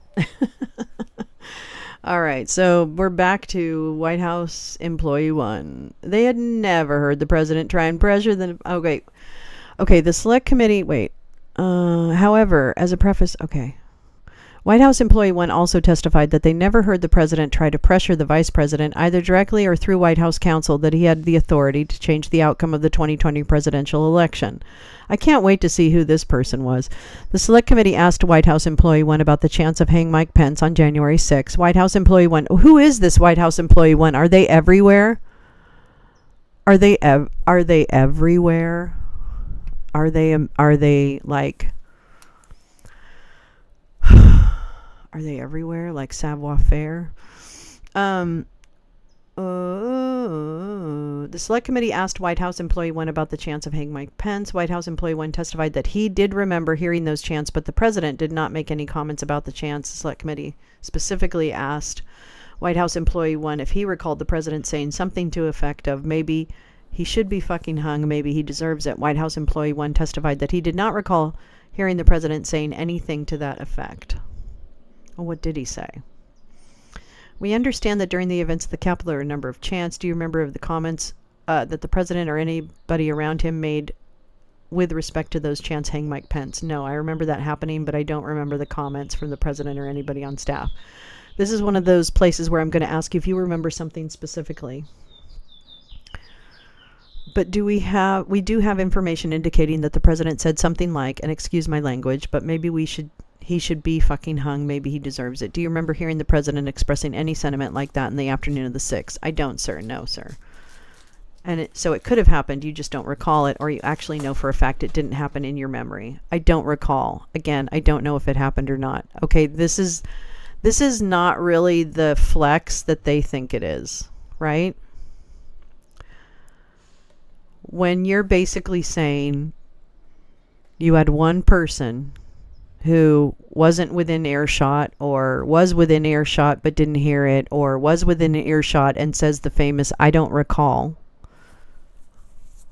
which is also equal to "I do recall, but I cannot tell you that, because if I tell you that, I'll be lying under oath."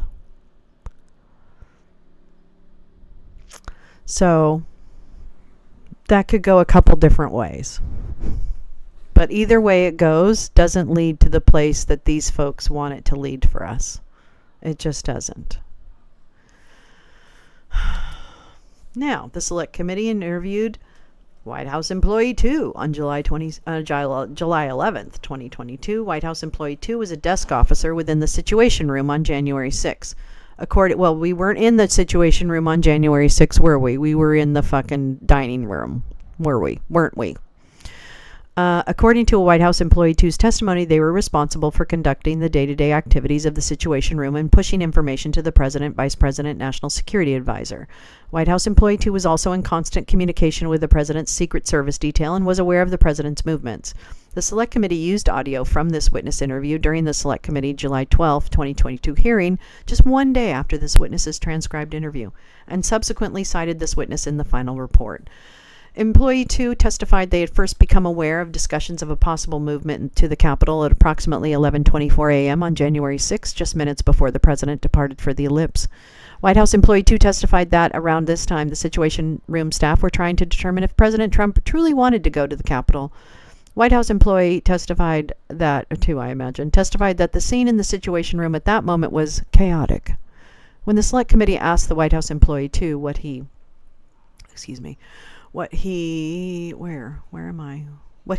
response was among fellow staff to the idea the president was going to the Capitol, the witness testified that everyone was, quote, in a state of shock. No shit. White House employee 2 testified that staff in the Situation Room were watching the camera feed to see if President Trump's motorcade was headed towards the Capitol, and that they saw President Trump sitting inside the vehicle for over a minute before it departed the ellipse. The Select Committee subsequently asked White House employee 2 if by watching that feed they mean the actual visual of President Trump in the car, to which White House employee 2 answered correct. The Select Committee also asked White House Employee 2 if they knew anything that occurred within the president's vehicle following the rally. White House Employee 2 responded, no. The Select Committee did not push this witness on the question, unlike in other interviews. Oh, so is that evidence of something? The Select Committee settled for a simple no from an individual who worked in the White House in an interview conducted shortly after Hutchinson's explosive testimony. So what does that mean? That doesn't mean anything. That doesn't mean anything. There's no there. These are things that are answerable. This is... They rely on the fact that there's a fancy cover on this report because it will fool the maggots. It will fool the maggots. Oh my God. All right, I just got to stretch for a minute. I'll have to go. Oh, it's only because... Oh, yeah. Oh, absolutely. Caroline, please. I'm so sorry. Absolutely. I'm so delighted you stopped in to say hello. Thank you so much. I adore you. I know, I hate time zones too. Time zones are poopy. Okay. Oh, gosh.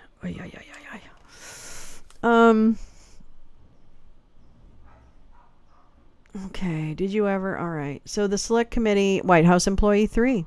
Select Committee interviewed White House Employee 3 on July 19th. White House Employee 3 was a White House employee with national security responsibilities. The Select Committee final report quoted him directly without disclosing his name or releasing the full transcript of his testimony, probably to protect him from something. The quote from the final report directly matches the testimony provided by the White House employee. Oh, good. So you basically did your little Columbo work to find out who this person is and dox them. According to White House Employee 3's transcript, the witness was in close proximity to the president on January 6th and helped coordinate all presidential movements. Is it Tony?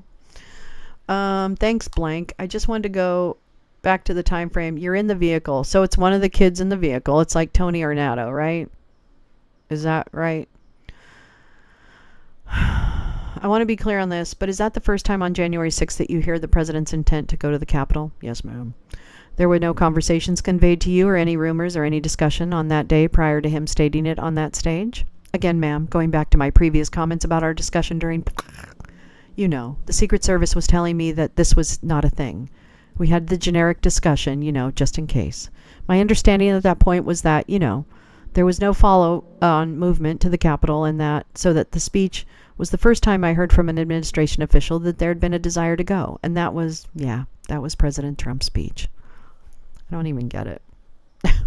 The Select Committee asked White House Employee 3 extensively about President Trump's intent or lack thereof to go to the Capitol on January 6.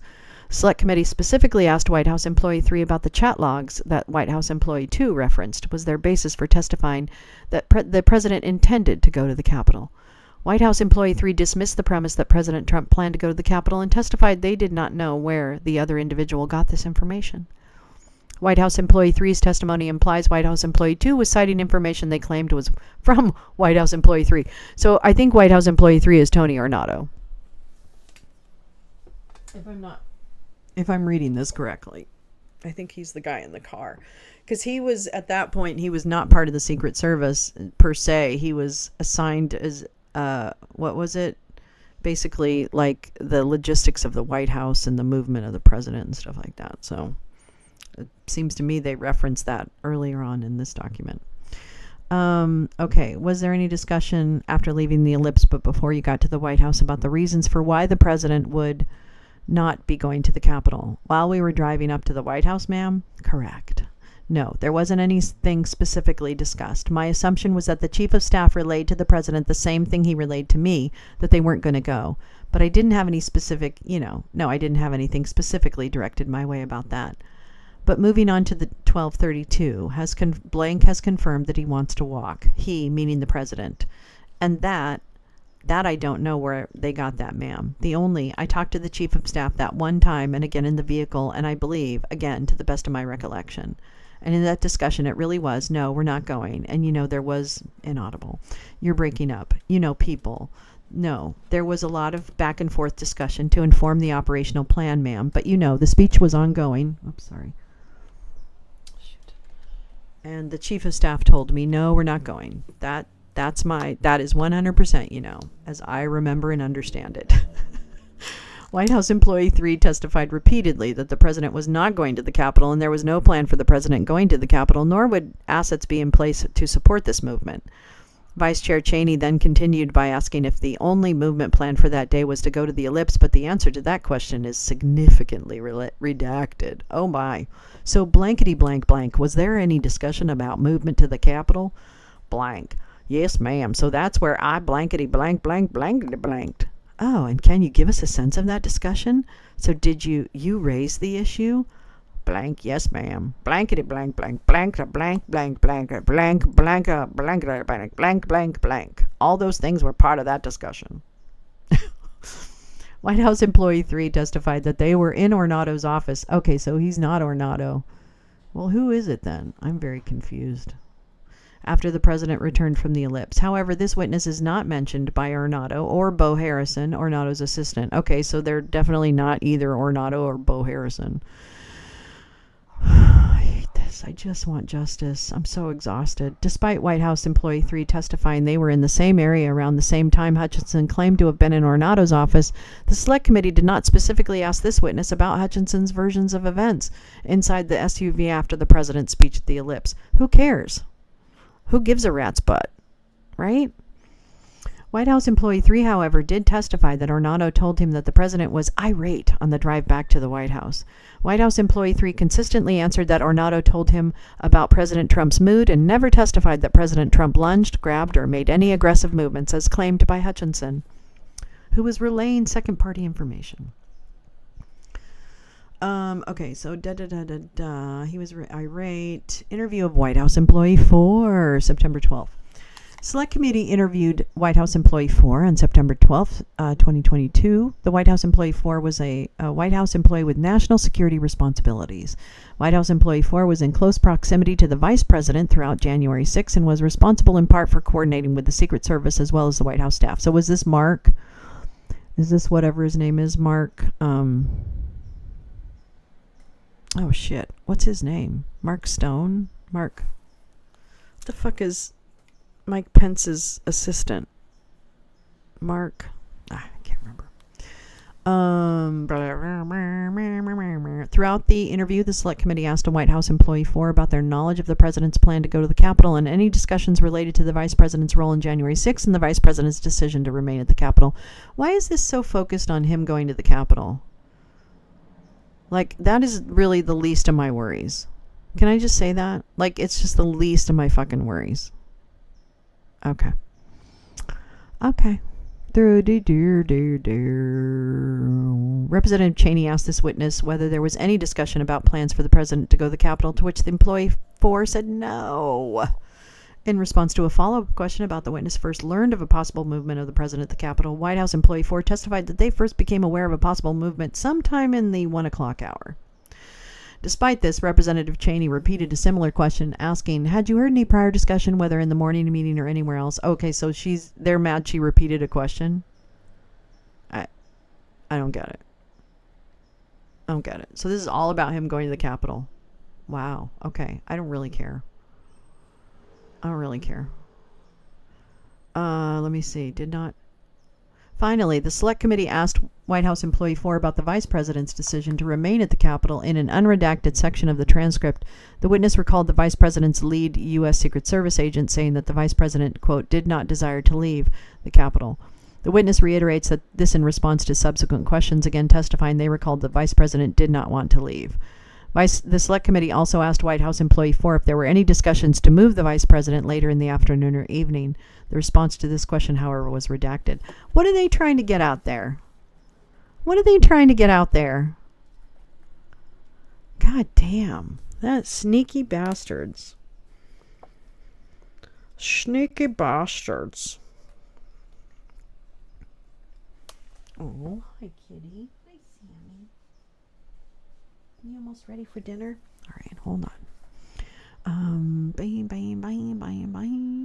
Okay. DHS employee transcripts. Chairman Loudermilk sent a letter to the Department of Homeland Security on August 8th, 2023, insisting that DHS return all transcripts to the Select Committee that the Select Committee sent them. Chairman Loudermilk sent a second letter on January 18, 2024 after DHS did not respond or acknowledge the initial August 8th letter. DHS first responded on February 26, 2024. Whatever. In February 26th letter, DHS acknowledged they are in possession of 12 transcripts of 10 current and former employees of the United States Secret Service. These transcripts were not publicly released by the Select Committee. DHS asserted that they are not returning all 12 transcripts because their internal review is not yet complete and includes intergovernmental equities. Equities or equites? Equites? I'm not sure what that is. I imagine counterparts.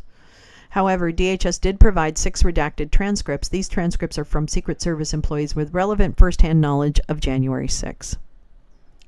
DHS has claimed that it needs time to review these transcripts prior to returning them to the House is questionable, given that in 2022 the White House explicitly waived executive privilege for many of these individuals. Additionally, DHS has been in possession of these transcripts for more than a year. So what? Have you seen how slow government works? I mean, I'm mad too. You mad? I'm mad.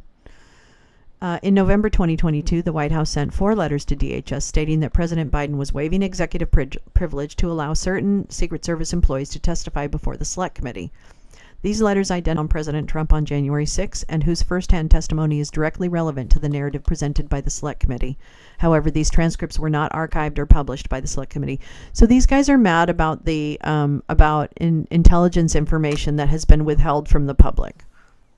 That's what they're mad about. They're mad about that, and furthermore, not only are they mad about it, they're mad and they have had an opportunity and been given the opportunity to see these things in camera. So what is the goal? If their goal is for their own, pursuit of the truth, then they're missing an opportunity to pursue that truth. So I'm confused. I remain confused. Let's see. One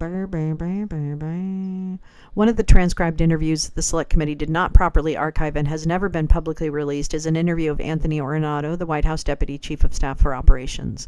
The Select Committee conducted 3 transcribed interviews with Ornato on January 28th, March 29th, and November 29th, 2022. The Select Committee saved a copy of Ornato's January 28 transcribed interview in a folder associated with the exhibits from Ornato's public November 29th transcribed interview. Ornato's January 28th transcribed interview with the Select Committee was not archived in the transcribed interviews folder with the other witness transcripts, which included Ornato's November 29th transcript. It is not clear if the Select Committee intended to turn over this transcript to the subcommittee. But wait, so was it in there? So they had the January 28th and the November 29th.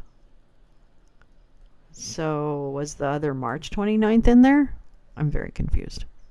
I'm not very smart. Ornato was a key figure in Cassidy's version of events. Okay, so we're still talking about the SUV. We have spent most of this time in this document. What are we on? 33. On Cassidy Hutchinson.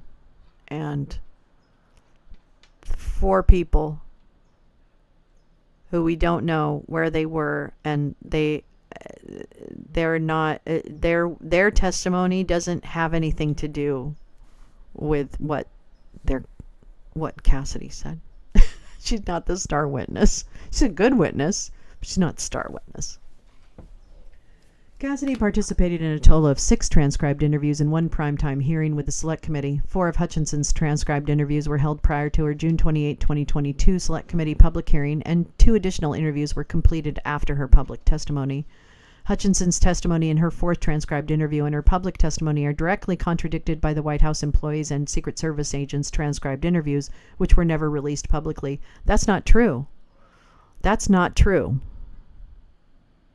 The way they positioned their smoking gun on all of that, on that comment, is baseless allegations and lack of context in terms of what, for example, Cassidy said that someone told her that he lunged in the SUV. So if that was not corroborated, then it wasn't corroborated. But I don't see him being held on charges for that. You see what I'm saying? So it's easy to go ahead and poke holes, but I have no idea if any of these 3 employees were around Cassidy, right? They don't really say how proximitous they were to the it's just not, there's not enough there. There's not enough. And does this mean it didn't happen? I just, we have to start calling these things ridiculous. We have to. Okay, I'm sorry. I'm going to get down off that soapbox. The Select Committee conducted its 4th transcribed interview with Hutchinson on June 20th, 8 days before Hutchinson would ultimately testify publicly. In Hutchinson's 4th transcribed interview, she tells a new version of events and explicitly contradicts many statements she made under oath in her initial 3 transcribed interviews. Well, that's a very explosive little sentence, isn't it? I don't appreciate sentences like that from anyone, because I would like you to lay it out and let me be the judge. In her 4th transcribed interview, Hutchinson recounted a sensational news story about what happened in the presidential limo after President Trump's speech at the Ellipse, claimed that when she returned to the White House, she saw Tony Ornato, President Trump's deputy chief of staff and former Secret Service agent, lingering in the hallway of the West Wing. Hutchinson testified that Ornato waved her into his office and then shared a story about the president that Agent Robert Bobby Engel, the head of President Trump's Secret Service detail, supposedly told him just moments before. Ornato was not at the Ellipse that day, but instead remained at the White House during President Trump's speech. This news story is the version of events the Select Committee... Okay, I'm going to explain this to you. All right? There's a lot of controversy about the Secret Service who were assigned that day. Because if you remember, there are a number of Secret Service text messages which were eliminated from that period of time. And if you think that something is too good to be true, well, that's what you're dealing with here. Tony Ornato is very scared. The Secret Service agents are probably very scared. But I will remind us that this shiny object known as "did he lunge for someone in the car" is just that. It's a shiny object. It's not important in the big scheme of things. It's very important in the day-to-day. It's very important that he's a violent, fucking vile person. But, and I should say, it means that we really need to take a good look at the Secret Service. So, I don't know. There's plenty of work to be done. But this is not the smoking gun to throw out the baby of the report with the bathwater. Well, of course, he directly refuted Hutchinson's testimony that she allegedly heard the story about what happened in the Beast. Ornato testified that the first time he'd ever heard the story, Hutchinson claims Ornato told her on January 6 was during her public testimony. Well, it doesn't matter. I think that's bullshit. What do you do to save your life? What do you say to save your life when you live in the world of Trump? When you're beholden to a man who will cut off his own family, really, if they don't serve him? What do you think? What decisions are you making? I mean, I hope you're not. I hope you're standing up and saying, no, this is not right. But Ornato is clearly not in that class. Okay, so I'm not even going to bother with all that. The Select Committee did not ask the driver specifically about Hutchinson's testimony. Hutchinson's accusation came up only after the Secret Service agents proactively brought up the subject. Wait, what? Hutchinson's accusation came up only after the Secret Service agent's attorney proactively brought up the subject? The driver testified that he specifically refuted the version of events as recounted by Hutchinson. He testified that he did not see him reach, never grab the steering wheel. I didn't see him, lunge to try and get to the front seat at all. I don't know. I don't care. I don't care. I don't care. I don't care. I just don't care. Okay. The fourth transcribed was not. Oh, it was in a hideaway.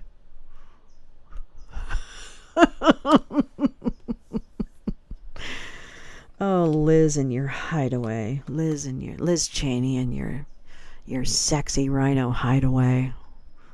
All those blankets and logs.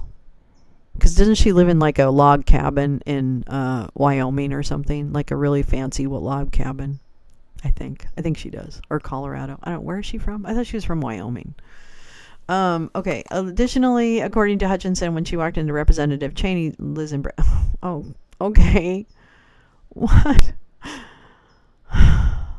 Okay. Whatever. Okay, including Pelosi advisor Jamie Fleet and video recording. Apparently Fleet, who called the 7 select committee members, told them there would be a hearing next week, but Fleet did not disclose. Okay, whatever. Who cares? The other 7 members of the select committee were not told who the witness would be or even the subject until the morning of June 28th. Well, everybody likes a good mystery. That morning, Representative Cheney informed the other members that they had been summoned back before Cassidy Hutchinson had shared, summoned back because Cassidy Hutchinson had shared explosive new revelations pertinent to their investigation. Wow. Okay. So during a public hearing, she testified that he, attempted to grab. Sensational. Okay, I don't care. Wait, what is this?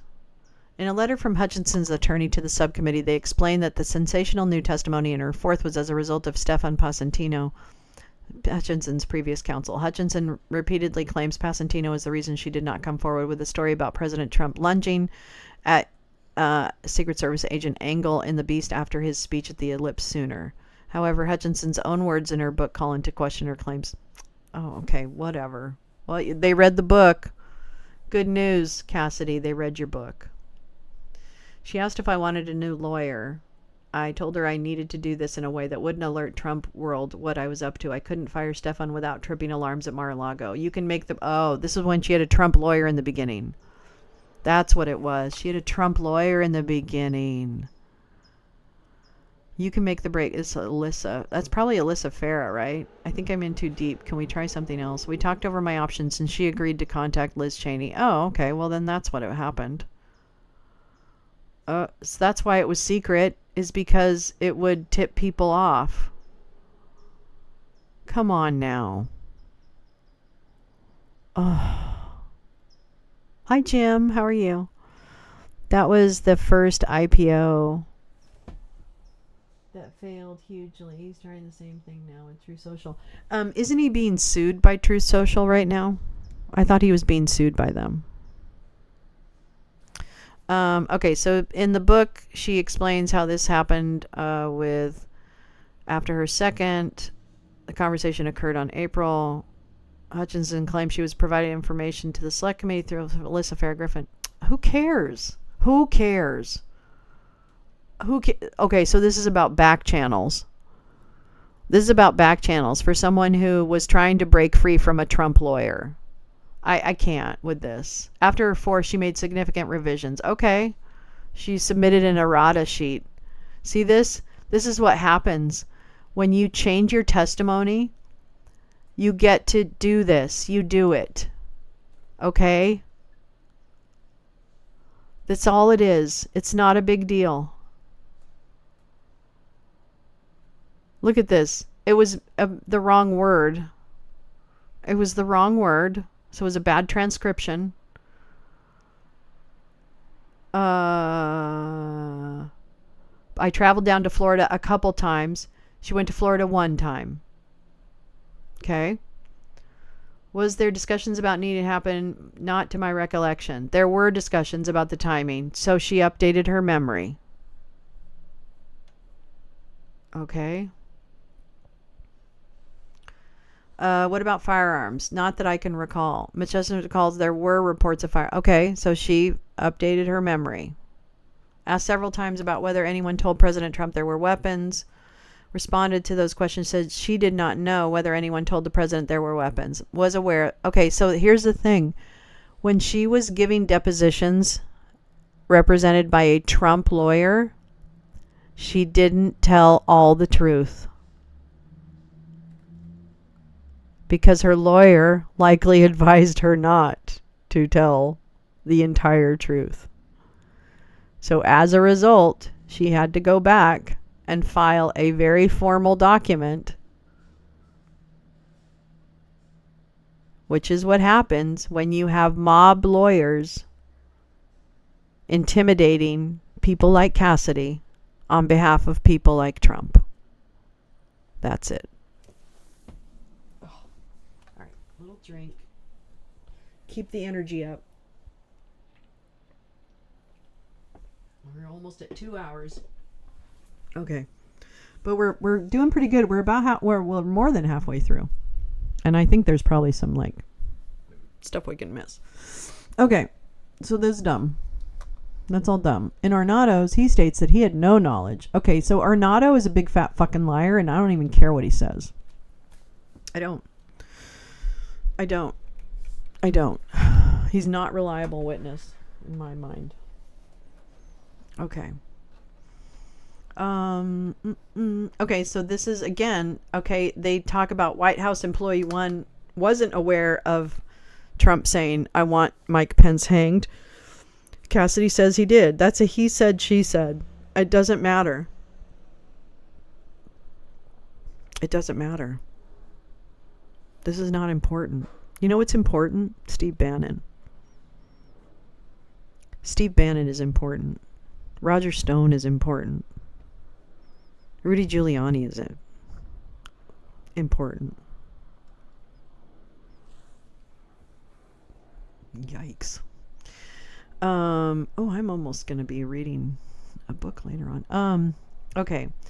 So, Hutchinson stated there was nothing that happened in the motorcade from the ellipse back to the White House that was that was out of touch or a new development from the conversations that had ensued in the days prior. Hutchinson did not mention the story about the beast. See, that's okay.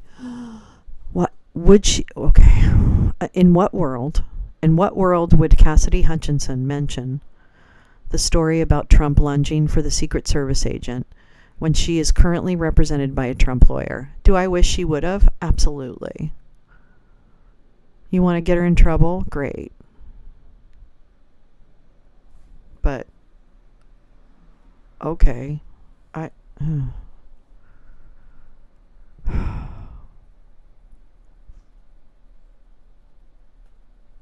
President Trump rode from the rally to the White House in the SUV. Ms. Hutchinson was told by Deputy White House Chief of Staff Tony Ornato that President Trump got into the SUV with Mr. Engel and a driver, and that President Trump insisted the car go to the Capitol. Mr. Engel told President Trump it was not safe to take him to the Capitol, and President Trump then lunged forward to grab the steering wheel, and Mr. Engel reached for President Trump's hand, and that President Trump then lunged toward Mr. Engel.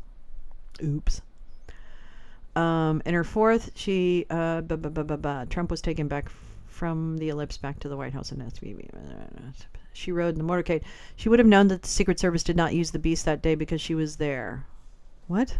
Hutchinson's errata sheet subsequently revised her fourth transcribed interview where she on multiple occasions referred to instead say SUV. Who cares? Oh my God. When's the big bam boom? Where's the big bam boom? Oh my God. Okay. So whatever. The revision but here you go. Here's why. Here's whatever. This revision of Hutchinson's testimony is significant. In her June 2022 interview, Hutchinson testified that Ornato told her these events happened in the Beast. However, if Ornato did tell Hutchinson this story, it is highly unlikely that Ornato or Engel would have referred to the Beast when describing the alleged events, because they both knew the president rode in an SUV that day. Are you kidding me? Are you kidding me? Are you... What? Okay. All right. Okay.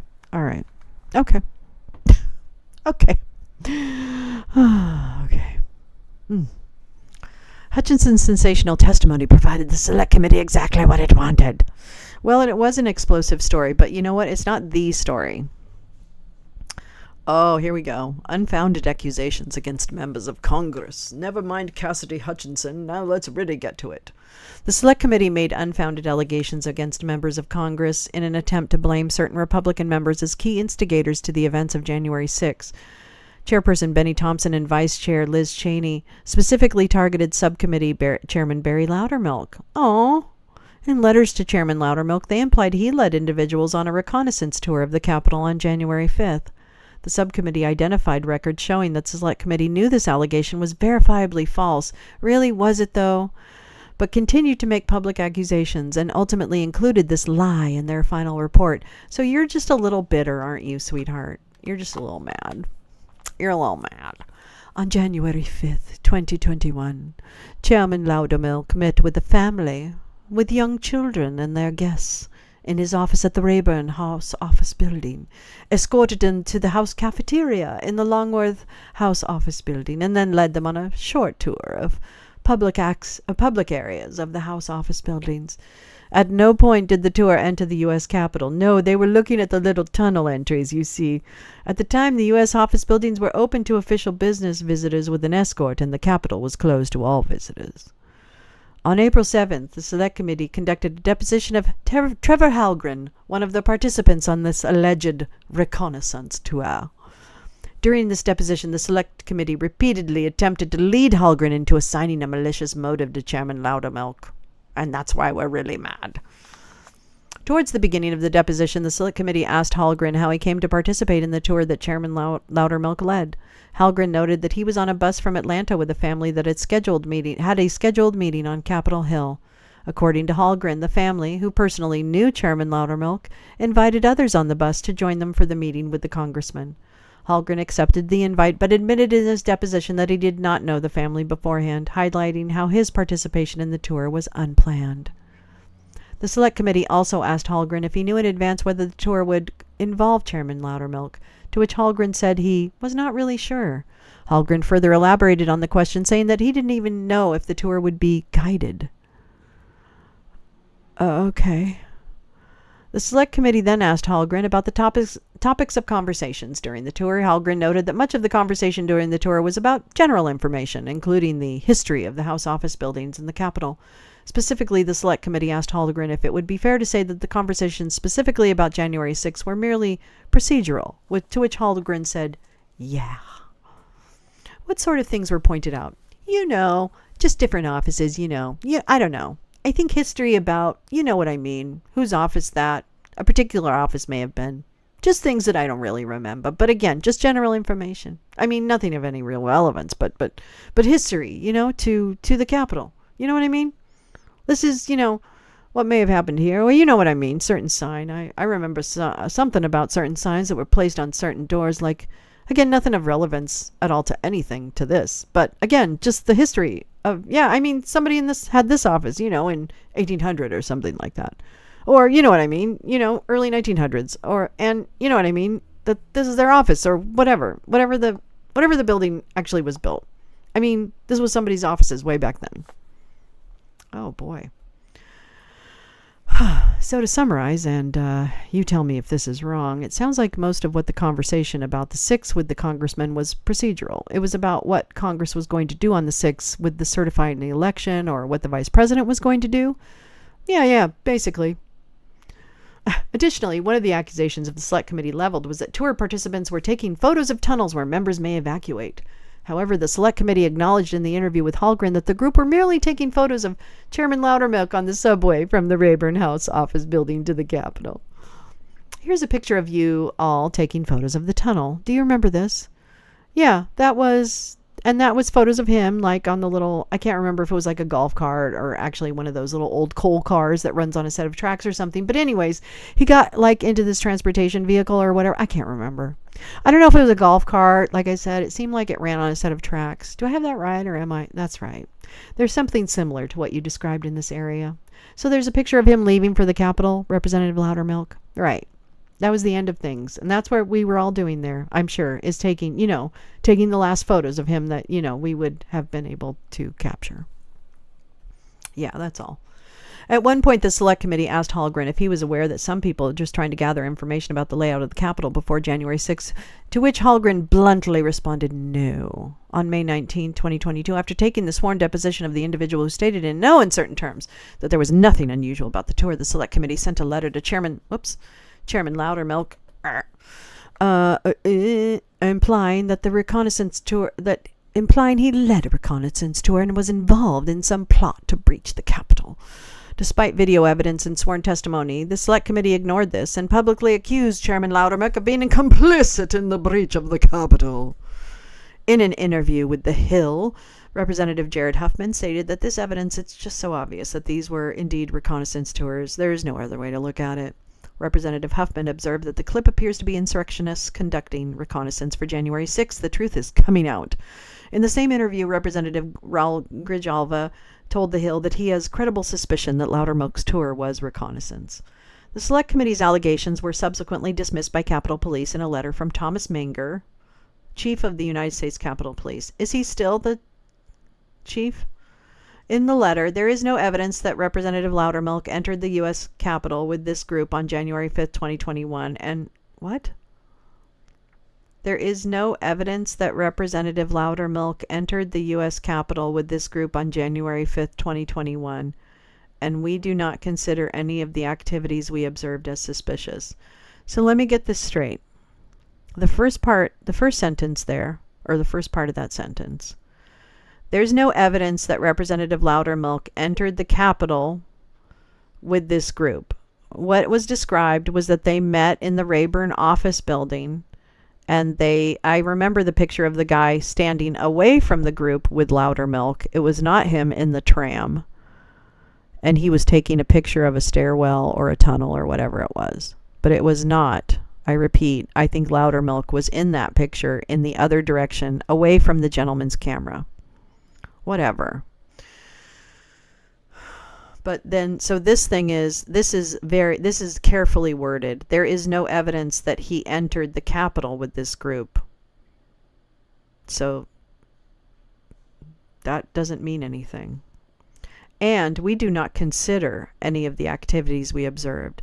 So of the activities they observed, nothing was suspicious. That's not a definitive statement. That wasn't investigated. And one of the big issues I have with the whole planning of the coup and the fact that we're still in danger of losing democracy is that the congressmen who participated and encouraged and gave comfort to insurrectionists are still serving. So it matters that we have not investigated all of the representatives and senators, if there were any, that were involved with this. Period. Well, yeah, there was, because Cruz and all those guys. Okay, never mind. Oh, I got kitties. They're multiplying. I gotta feed the cats. Hold on just a minute. I'll BRB.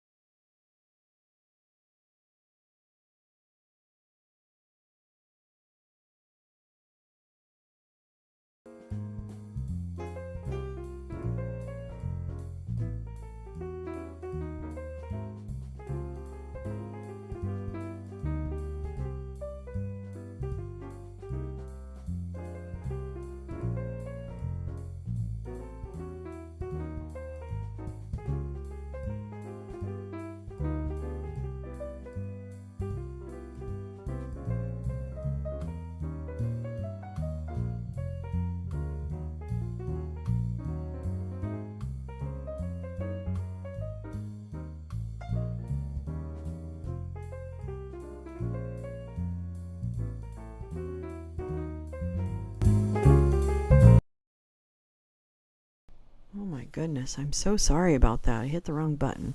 I have to get one of those things where I can like move the whatchamacallit better. Volume. Okay. Let's get into it. Despite the video evidence and okay, well, again, there's no interview. Alright, so that's that. Whatevs. Select Committee's allegations were dismissed. Okay, so that, again, whatever. Oh my God. Despite the statement from the USCP, the Select Committee sent a second letter to Chairman Loudermilk doubling down. Okay, fine. You know what? The bottom line is we need to investigate the Congress people that were involved in January 6th and the coup and the ongoing plot. Period. Collusion. Oh, here we go. Collusion with, let's throw it all in. Give it all, baby. Come on, Louder Milk. Throw it all in there, baby. Collusion with Fulton County District Attorney Fonnie Willis.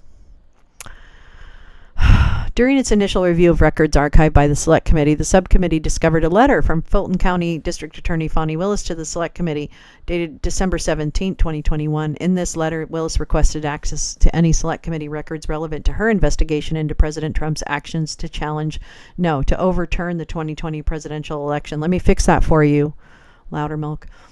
Including recordings and transcripts, and Based on the public reporting, the Select Committee shared important records with Willis and the Fulton County District Attorney's Office. According to the Atlanta Journal-Constitution, the Select Committee provided Fulton County prosecutors key evidence about what former President Trump and his top advisors knew with respect to Georgia's 2020 election results. Politico also reported that Fonnie Willis' staff met with the Select Committee in April 2022 and participated in multiple phone calls with the Fulton County District Attorney's Office. The same video recordings that the Fulton County District Attorney Office requested were never archived by the Select Committee. Although no additional communications between the Select Committee and Fulton County District Attorney Office were archived, the prospect of the Select Committee sharing video recordings of witness interviews with Willis, but not this subcommittee, whatever. But you don't have any evidence of that, do you, idiot? Oh my God. The subcommittee has opened an investigation into the extent of the coordination between Willis and the Select. Okay, I'm going to tell you something, and I don't know how fucking loud I have to say this. I don't care who Fonnie slept with. I don't care if she paid him back for the Caesar salad. I don't care, because none of that changes, and I've sat through all of that.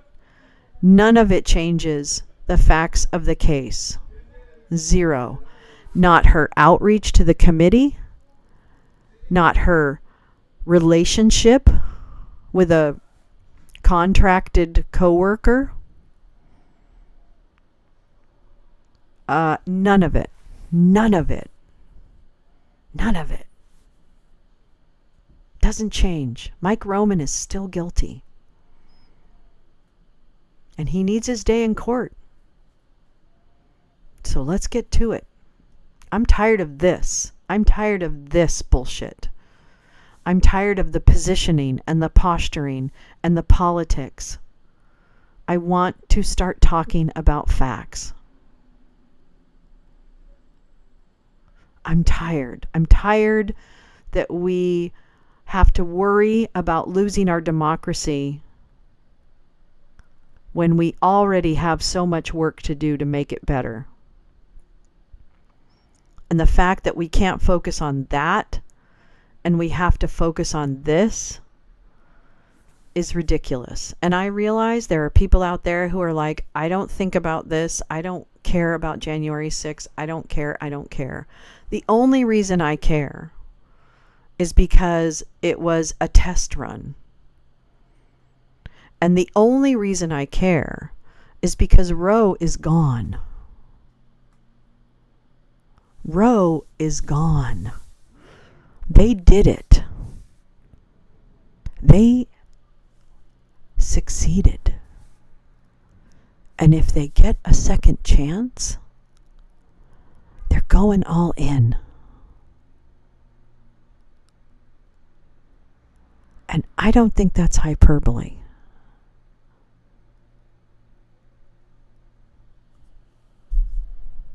I know. I think about it every fucking day. And I don't want anyone to think about it every day. I want to work on music. I want to make music. I want to record songs. I want to go play at a stupid dive bar and sing. I want to front a rock band. I want to sing in a piano bar. I want to be a comedian. I don't want to worry about this. I don't want to be frustrated that none of these people or some of the key people are not being brought to justice. I don't want to be upset about that anymore. But here we are. So I guess I can want everything I If wishes were horses, beggars would ride. Okay, doing the work they failed to do. All right, the security failures. Here we go. Now just gird your loins, because this is going to be some kind of bullshit. Most Americans are aware where the convergence of factors related. I'm not even going to read this like verbatim because it's going to make me so angry. Few Americans would favor the presence of military forces. All right. However, when the DC mobilization of DC National Guard was necessary to maintain order and safety, it appears the process of their mobilization was slowed due to these perceived political factors. Is that why it was slowed? I think we have a very good TikTok of why it was slowed. And it involves Chris Miller, and it involves Charles Flynn.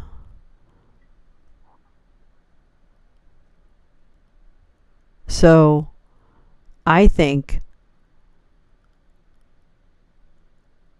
there's plenty perceived political factors are not. We have some definitive political factors, and it's called a cling to power. Okay. A full and unbiased review. Fuck off, your full and unbiased review. You have a full and unbiased bladder. That's all that's full and unbiased about that guy. January 6 highlighted a culmination of failures at many levels, leaving the subcommittee with questions regarding who, what, and who is ultimately responsible for the intelligence, leadership, and structural failures of that day. In the aftermath of January 6, congressional committees initiated various investigations into the security, intelligence, and leadership failures at the U.S. Capitol. Okay, I'm going to take a minute and just smoke some weed. A BRB. Oh, and gird my loins for this next final push.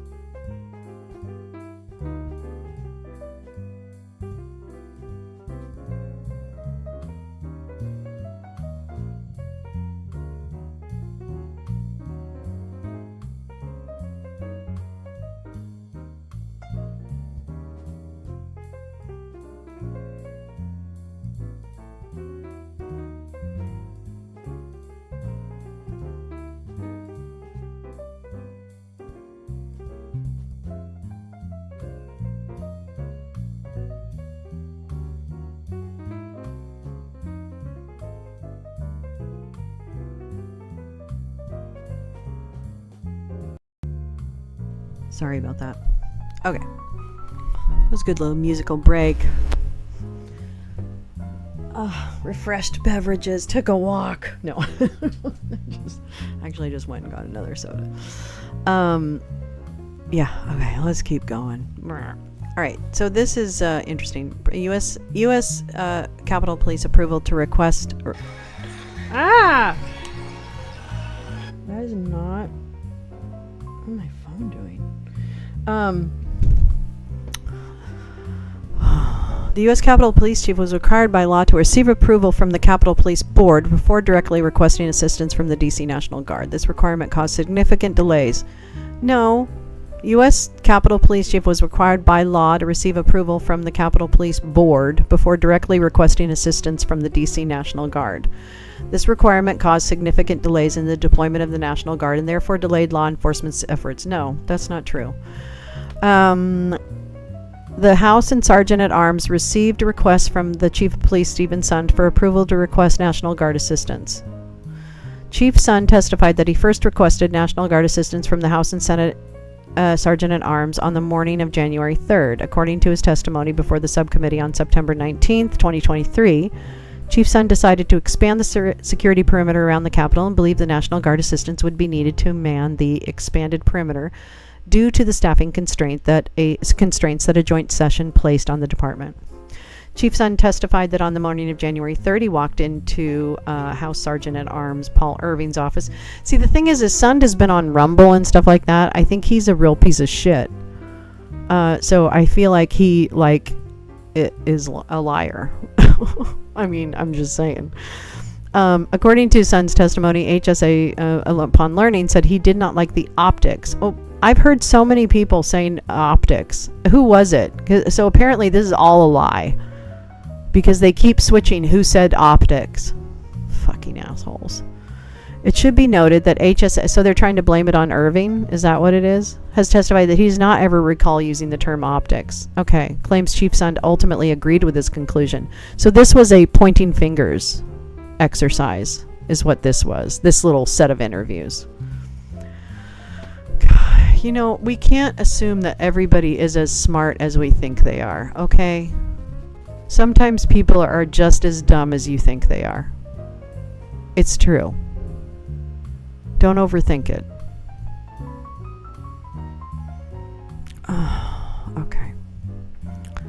Yeah, alright. So all of this is a big smokescreen. We know exactly what happened with the National Guard and the way that they were delayed in being sent and deployed and authorized by Chris Miller. Okay? We know exactly what happened and what didn't happen and when it didn't happen. So this is all nice and good, this little fantasy land that Loudermilk's trying to create, but it doesn't actually map to what happened and has been proven. Yikes. Oh, and then beginning on December 31st, Major General William Walker of the DC National Guard received 2 letters from the DC government. First was from Dr. Christopher Rodriguez, the director of DC Homeland Security and Emergency Management Agency, who issued a request for assistance from the DC National Guard to assist MPD at metro stations for traffic control, right? That's what we heard. And guess what? The DC National Guard has how many people in it? It has about 350 National Guard. That's how big the DC National Guard is. Okay, so just note that. All right. The second letter came from the mayor of Washington, D.C., Muriel Bowser, urging General Walker to immediately connect with Dr. Rodriguez regarding the RFA. These requests for the DC National Guard were directly related to the intelligence received by the DC government regarding the scheduled demonstrations. In addition to requesting the National Guard, Mayor Bowser also publicly requested non-residents of DC to stay out of the district. Okay, so, yep. That's right. On January 1st, Walker sent a letter to the Secretary of the Army, Ryan McCarthy, seeking approval for the D.C. government's request for assistance. Following a mission analysis, the D.C. National Guard initially offered a troop cap of 250 guardsmen. The following day, on January 2nd, the acting defense secretary... we need to make sure we note these dates. The Secretary of Defense Christopher Miller discussed the DC's RFA with the chairman of the Joint Chiefs of Staff, Mark Milley, and Secretary McCarthy. Further mission analysis determined the need for 340 National Guardsmen, which is probably the full contingent of DC National Guard. On January 3rd, the DoD confirmed with the USCP that there was no request for DoD support on January 5th or January 6th. Well, now, who would have given the Department of Defense? Who would have given that support? Well, let me tell you, it would have been Chris Miller. That's right. It would have been Chris Miller, the head of the DoD, the Department of Defense. Chairman Milley met with President Trump regarding the D.C. government's RFA. In this meeting, President Trump approved activating the D.C. National Guard to support law enforcement. Let me repeat that. In this meeting, President Trump approved Acting Secretary Miller activating the D.C. National Guard to support law enforcement. So not only is this just the D.C. National Guard, he was authorized, but Chris Miller delayed it. Oh, why?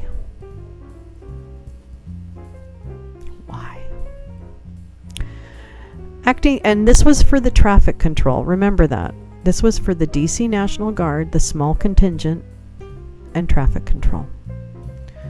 Acting Secretary Miller and Secretary McCarthy were also hyper aware where the National Guard would be stationed around DC, especially after reading a Washington Post op-ed signed by all living former Secretaries of Defense, warning of the optics of interfering in elections.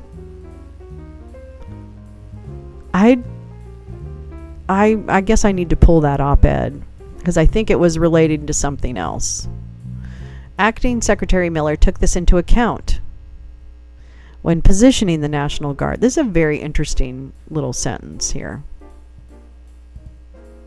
Very interesting. Acting Secretary Miller took this into account when positioning the National Guard and told the DoD Inspector General that he made a very deliberate decision that I would not put U.S. military people east of the 9th Street Northwest.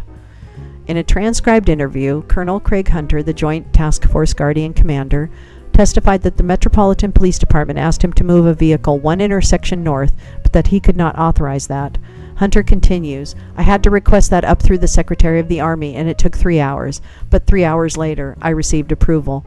So, again, with all due respect, Mr. Loudermilk, you're telling me that Chris Miller dropped the ball, which I'm here for all day long. However, at whose request did he drop the said ball? Because if it's Charles Flynn, I'm all ears. And I think it's probably a few people told him to do that.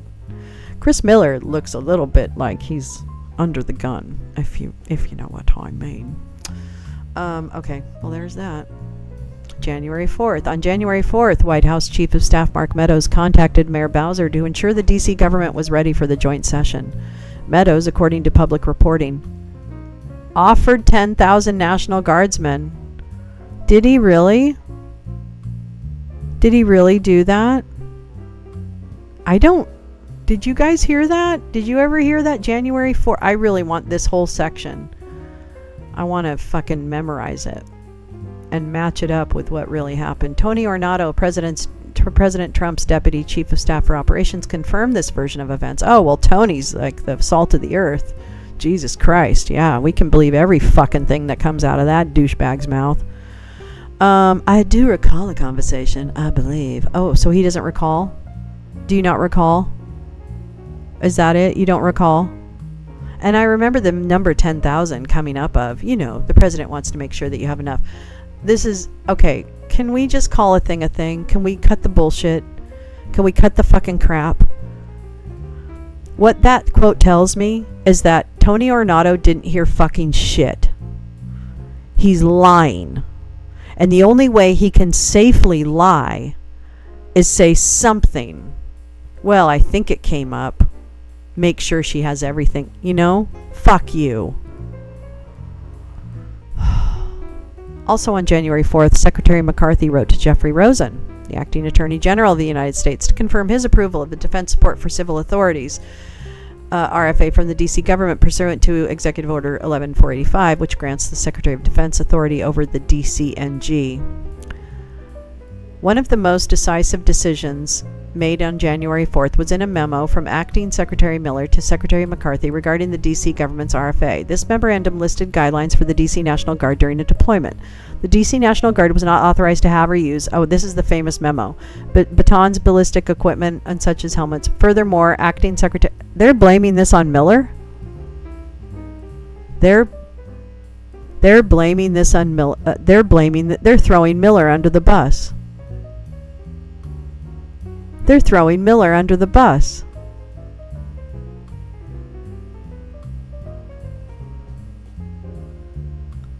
They're throwing Miller under the bus. Notably, Secretary McCarthy's memorandum did not convey that the DCNG was not able to have body armor and retained authority to deploy the QRF, which is the Quick Reaction Force, with the Secretary of the Army instead of delegating to the Commanding General of the D.C. National Guard. Furthermore, in order for Secretary McCarthy to approve the release of the QRF, he also requested Major General Walker provide a concept of operations plan prior to the QRF's deployment. Secretary McCarthy withholding this authority from MG Walker and adding the constraint of a concept of operations plan prior to QRF deployment is inconsistent. They're throwing them under the bus. Oh my fucking God. They're throwing Chris Miller and McCarthy under... Oh my God. On January 6th, House and Senate Sergeant Arms denied Chief Sun's initial request for D.C. National Guard, resulting in at least a 70-minute delay. I don't think it was there. The House Sergeant at Arms wasn't, no, he's not, it wasn't his job. It was this was all through Trump and Chris Miller, and I mean, I get that Chris Miller is going to be thrown under the bus, and I would love to, I'll dust off a part of the sidewalk for him to trip over so that he can fall in front of the bus. But, wow. Oh, wow. You're going to take it all, bitch. This guy's going to take it all. Wow. Yeah, it's the airhead. It's that idiot. It's the shithead. Skinhead. No. I don't think he's a skinhead. He's blonde. He's like super blonde. Like almost like white hair and yeah, he's super blonde. Chris Miller. Sorry, yeah, Chris Miller. They're throwing him under the bus. I mean, he was, but Charles Flynn. Where's Charles Flynn? Where's Charles Flynn mentioned? Charles Flynn was in those rooms. He was on those calls. Where's Charles Flynn mentioned? Oh, so many questions. All right. Okay, so Sergeant at Arms Irving sought out Pelosi's Chief of Staff, Terry McCullough, to relay Chief Sun's request for National Guard to support the Speaker. At 1:43, McCullough wrote down a note regarding the request and handed it to the Speaker. Speaker Pelosi stated, "Absolutely, go." McCullough also informed Speaker Pelosi at that time that Senate Majority Leader Mitch McConnell needed to approve the order as well, shortly after impeachment. Okay, great. And we're perplexed to learn that the two Sergeant-at-Arms had not approved the... Yeah, okay, so this sounds like nothing to do with Nancy Pelosi. Irving was not required by law to wait for the approval, but insisted upon doing so anyway. Why? Why? Why? Why did Irving do that? Nancy didn't ask him to. She was surprised when she found out. So, this is an important part of this document. Between roughly 1 when Chief Sund first requested National Guard and approximately 2:10 when he received Capitol Board approval, Chief Sund placed several calls to the House and Senate Sergeant-at-Arms asking for updates. The Capitol Police Board took over 70 minutes to approve Chief Sund's request. Wow. According to the timelines produced by the D.C. National Guard Secretary of the Army and the Office of the Secretary of Defense, at 1:49 p.m. on January 6, United States Capitol Police Chief Stephen Sund called D.C. National Guard Major General William Walker to request immediate assistance. At 2:12, the United States Capitol. Okay, so wait, that was 1:49. He calls. 2:12, United States Capitol physically breached. DC National Guard did not arrive. I'm going to read this real slow. The DC National Guard did not arrive at the Capitol until approximately 5:55 p.m. to support the federal civil disturbance mission.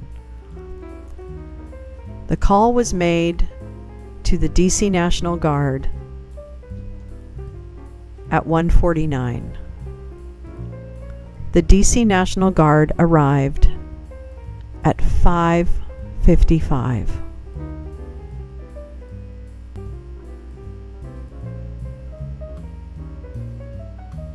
Four hours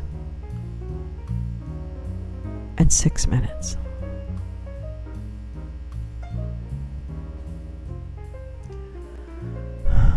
According to the DoD, Acting Secretary Miller and Secretary McCarthy authorized mobilization of the DC National Guard at approximately 3:04 p.m. on January 6, 2021. According to the DC National Guard, it took over 2 hours for this order to be transmitted. Why? When Secretary McCarthy was asked about the delay in a transcribed interview with the Select Committee, he testified that he had started to get a flurry of phone calls, and literally it was the Speaker, the Majority Leader, picked just about any member of Congress calling and obviously very upset.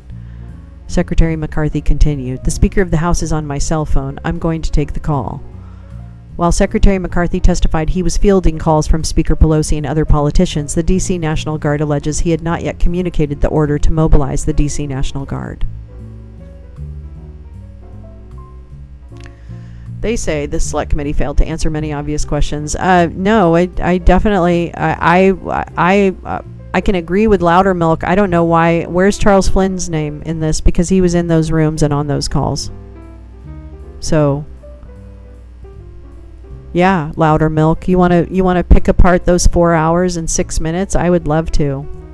Why doesn't he investigate what happened tick by tick on those? Jesus Christ. The Select Committee's final report includes that on January 3rd, the President asked in passing about January 6 preparations. The report continues, "From then on, if not earlier, the Acting Defense Secretary felt like I had all the authorities I needed and did not need to discuss anything with the President regarding authorities." The Select Committee's report draws the conclusion that President Trump was absent in the decision-making process, yet Acting Secretary Miller states that President Trump was engaged and provided the authorization needed. So, has anyone asked Chris Miller why he didn't? I don't know. I mean, this seems like the logical next question. All right. The final report states that McCarthy learned of the violence unfolding at 2:30 p.m. conference call with Chief Sund. In a transcribed interview with the Select Committee, McCarthy states, this is 14 days from when I'm leaving the Department of Defense. You're writing notes to people. Goodbye, good luck, call me if you need me." Secretary McCarthy continues, "I mean, obviously we were trying to pay attention to what was going on, but it was, you're continually going through the motions of leaving." What? What? What? What the fuck? Oh, here we go. Here he is. Here he is. In contrast, General Flynn, Charles Flynn, brother of Mike Flynn. Charles Flynn, who's currently the head of the Pacific Theater for the Armed Forces. Yep, that one. General Flynn testified that Secretary McCarthy did not participate in the 2:30 p.m. conference call, which was further corroborated by both the USCP and DC National Guard, but he did.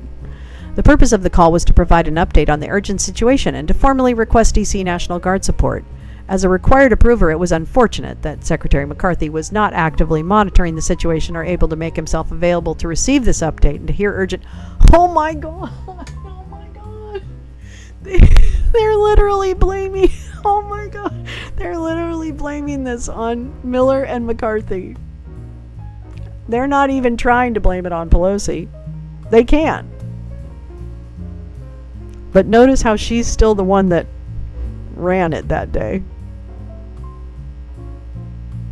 Oh my God.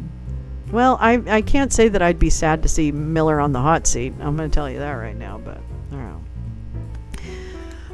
The Select Committee's final report included General Piatt's response to the claim that he referenced concerns with the optics of deploying the DCNG on the 2:30 p.m. call, stating, "I don't ever recall saying the optics on the 2:30 p.m. phone call because at the time, it just wasn't important." That's right. It wasn't important. Hi, Val. I know. Val, my jaw's on the floor too. Girl. Oh my god. Oh my god. Let's see. Baby. Okay, optics of the National Guard. I don't care. That's meaningless. The Select Committee report states the directive from Secretary McCarthy to M.G. Walker to move the quick reaction force occurred during a 3:04 p.m. call from Secretary McCarthy to M.G. Walker. M.G. Walker denies the call ever took place. From home. Hi, Badger. So good to see you. I know. What the hell, right? I know. Oh, okay. Select Committee states that directive from Secretary McCarthy to M.G. Walker to move the QRF occurred through the 3:04 phone call from Secretary McCarthy to M.G. Walker. M.G. Walker denies the call ever took place and stated that he moved the quick reaction force on his own volition. The Select Committee was aware of this contradiction but failed to resolve this important discrepancy. Fully equipped National Guardsmen, including a QRF originating from Joint Base Andrews, were ready and waiting at the D.C. Armory for authorization that could only be granted by the Department of Defense. Wah, wah. Select Committee's final report states that Secretary McCarthy developed a con-op and claimed that crafting a strategy was his job. According to this, this guy sounds like a real piece of pie. According to the Select Committee final report, Secretary McCarthy developed his plan with Chief Conti and Mayor Bowser at MPD headquarters. Yes. Oh my God. Yes. Split screen. Life is about split screen, girl. I love it. According to DC National Guard leadership, no one ever saw this plan. This also raises questions. Wow. Yeah. You're going down. You're going down. 'Cause you ain't around. I just can't take responsibility. I can't take responsibility. No.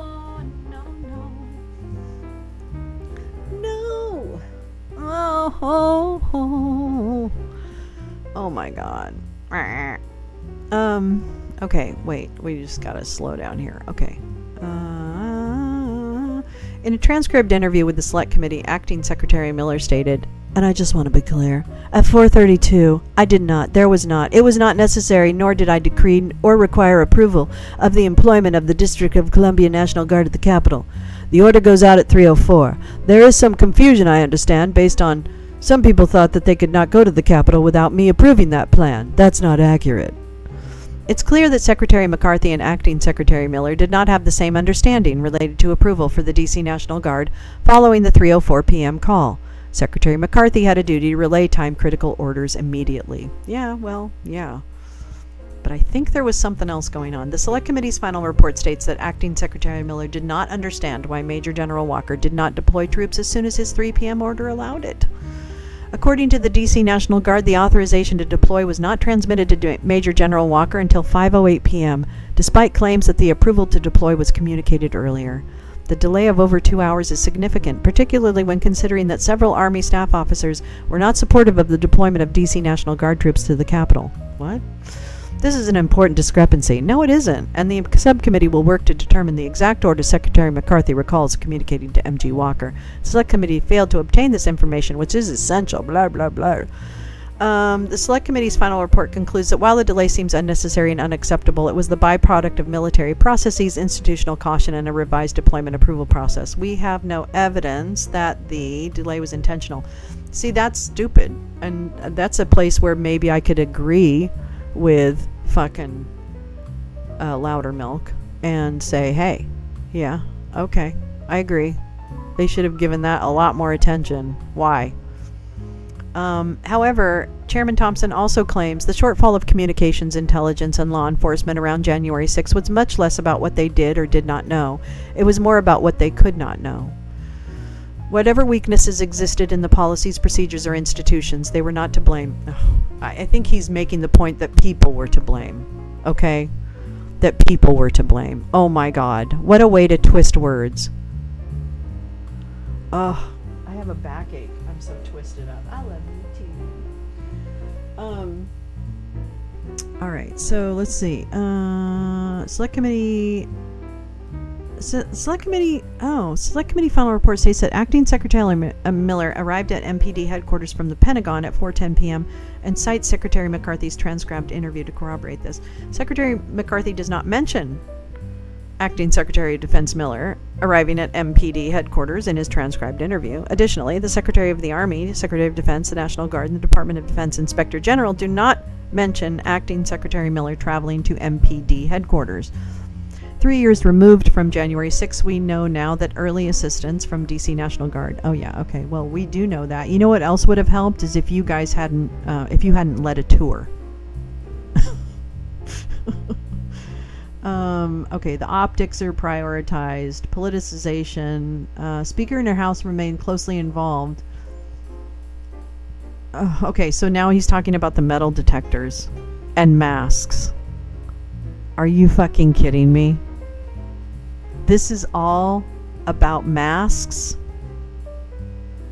and magnetometers. That's what this is about. Oh my gosh, is the lounge music still playing? I'm so sorry. You guys, was the music playing the whole time? Oh my god, I am so sorry. I can't hear it out, so it can only... Oh, that's dumb. I'm so sorry.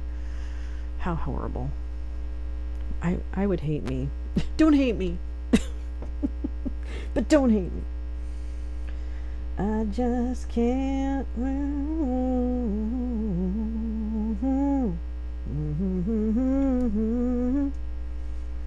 Hi, you're my kitty. You're my kitty. Let me turn this down.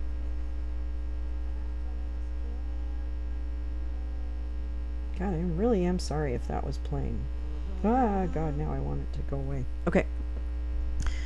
Yeah, terrible. Apologies. Okay, so this was all bullshit. This whole section is bullshit. This is all bullshit. Capitol Police Board and Sergeant at Arms. The responsibility for security at the U.S. Capitol and property lies primarily with the Capitol Police Board. The CPB consists of 4 members, including the House Sergeant of Arms, Senate Sergeant of Arms, the Architect of the Capitol, and Chief of Police for the United States Capitol. Specifically, the House and Senate Sergeant at Arms and the Architect of the Capitol serve as voting members of the CPB, whereas the Chief of Police services... Okay, so who cares? Who cares? Get to the point. Okay, nonpartisan position. Nonpartisan, their responsibilities maintaining security. Considerations beyond merely the safety and security appeared part of the decision-making process. Pelosi had direct and substantial influence on the security decisions made by the nonpartisan. What? They erected a perimeter fence, which remained installed, allowed the fence to be removed only... What? Okay, I'm going to stop for a minute, because what he's saying here is that Nancy made the House Sergeant at Arms do stuff, and because Nancy made him do stuff, that means that somehow those guys made decisions to not protect Nancy, even though he would do whatever Nancy told him to do. And yet he didn't actually call for help for Nancy right away. And Nancy was surprised to find out that he didn't call for help. So tell me again how this guy is so partisan towards Nancy when... What? I don't get it. Okay, so that doesn't make any sense. This is great. It's really great information. Oh boy, Nancy, boy. Can't let go.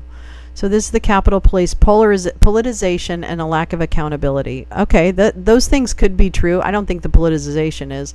Stephen Sund had served in the role only since 2019. He resigned his position. Oh, so Stephen Sund is a bitter piece of shit, is what he is. Okay, if you've seen him, he's been making the rounds on all of the right-wing nut job shows on Rumble, and he hangs out with what's his name? Tucker Carlson, fucker Carlson. He hangs out with him. So fuck Steven Sund. Okay? He probably bowed down to Republican pressure to fuck things up. Okay? If anything. So fuck Steven Sund. Intelligence failures before January 6th. Before and on January 6th, the Capitol Police Intelligence Division failed to fully process and disseminate actionable intelligence. Oh, well, whose fault is that? I think that's your party. I think your guys were in charge then, weren't they? The last time I checked. You know, when they call it a Fedsurrection, I go, yeah, because Trump was the Fed. So if you want to call it a Fedsurrection, go ahead, because Trump was the Fed. Bitches. Bitches get stitches. I should probably come up with more jokes. Maybe. Hold on, I'm just checking some things here. Do do do do do do do do do do do do do do do. Wow. You know, I don't understand YouTube. I will never understand YouTube. I will just continue doing this and look at other channels and go, what? I don't know. I don't know what this is all about. Okay, let's keep going. Intelligence failures. Okay, the IICD, which is the Intelligence and Interagency Coordination Division, and the Investigations Division. The Investigations Division is divided into threat assessment, intelligence ops, and what? The threat assessment and the intelligence ops. Oh, okay. All three of these intelligence-related entities within the USCP fall under the command of the Assistant Yogananda Pittman. Okay, so yeah, and we know Ivan's really mad about Yogananda Pittman, and this other guy's like, you know, Tariq, whatever he is, he's like a former USCP, and he's going on Twitter Spaces and spreading a bunch of bullshit, hanging out with Pink MAGA and all that fucked up stuff. I think. Maybe not. I don't know. It doesn't matter. He's still an asshole. Although these three intelligence related entities are designed to support each other in their mission to collect and analyze relevant intelligence, all three have specific roles. Tasks. Okay, so there's threat assessment. We know. All right. Prior to January 6th, IICD possessed actionable intelligence, including the potential for violence. Okay, so again, let's talk about who was in charge. Okay, can we talk about who was in charge? Is possibly that we can do that? Yeah, I mean, I'm just saying. Yeah, I don't know. Butterflies, you know exactly what I'm talking about, I think. I'm just like, I'm fucking mind boggled. And you know what? I want everyone to leave Hollywood. If you don't live here and you're just coming here to be a pain in the ass, get the fuck out. We've got enough pains in the ass in Hollywood. We don't need any yahoos from the fucking boonies to come here and be an asshole. We've got plenty of homegrown assholes here in Los Angeles. So I need my city cleared out of all the fucking foreign and not from California assholes. You know who you are. And I don't mean, I'm not talking about like immigrants. I'm talking about individual people who are here, like known people, streamers who are here creating trouble and just making it impossible to walk about your city in calm. And I want it to stop. So thank you. It won't, and that's fine. But I still want to say it out loud. I want my city back. I want my neighborhood back. I want to not be afraid that I'm going to get fucking stream sniped or whatever. Anyway, that was just an aside. Okay. If you know, you know. But if you don't know, it doesn't matter. Believe me. Okay, so IICD received... Okay, so this is basically blaming the intelligence community because they received all of this threat assessment and didn't do anything about it. And that's great, too. Okay, I have major complaints with that. I would love to see Chris Wray be fired. not only for his failures on January 6th, but for his failures in supporting gymnasts who were raped at the hands of their doctor and other things that the FBI dropped the ball on. So frankly, I think there's plenty of reasons that we can agree that Chris Wray is a horrible person. But he... but that it was the Trump administration who was directing, or not directing as it were, these activities. So, sorry. You have to, I mean, I'm sorry, MAGA, but at one point you have to accept that this man wanted to stop the peaceful transfer of power. You have to accept it. It's just not, it's, right?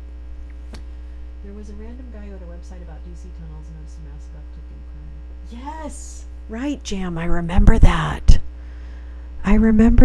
Oh my God, that poor guy. He was like, oh, I just have this, like, it's just like a hobby or something, right? and like a historical thing, and oh man, fuck. Can't do, we can't have anything nice, apparently. Okay, so again, they received all this intelligence and didn't do anything about it. Okay. No, I'm not even gonna, it's so stupid. Failures in operational planning. Many factors that contribute, one of the many factors that contributed to the Capitol Police lack of preparedness on January 6th was the failure to create a department-wide operational plan. Oh my God. The lack of an operational plan impacted USCP's ability to establish a coordinated response to the attack unfolding on the U.S. Capitol. Oh really? Could it also have been just the sheer numbers of people? Is that possible? Could it have been just the sheer numbers of people? I mean, I'm not disagreeing. Everybody should have a plan. Plan to fail. Wait, fail to plan to fail. That's what I've always been told. But you know what? This is, again, doesn't make it not true that Trump wanted to stay in power. And lots of people wanted him to stay in power. So they helped him. That's the way it happens when people are naughty. Okay. Certain segmented divisions or bureaus devised operational plans, but the department as a whole. Oh, so within the department they had plans, but they didn't have an entire department-wide plan. Oh. Well then, I mean, I don't know. Was that really what it hinged on? I mean, would we really say that that's what pushed us over the edge? Is that really what you'd think? Okay, here we go.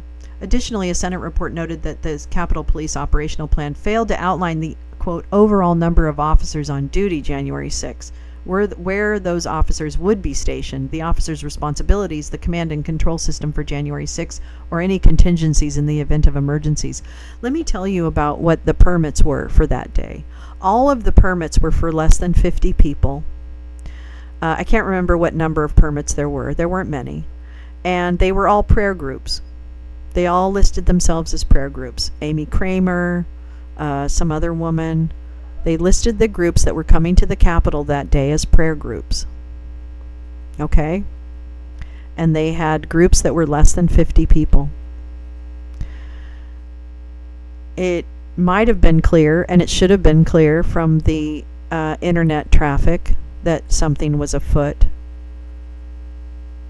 And we can have that conversation all day long.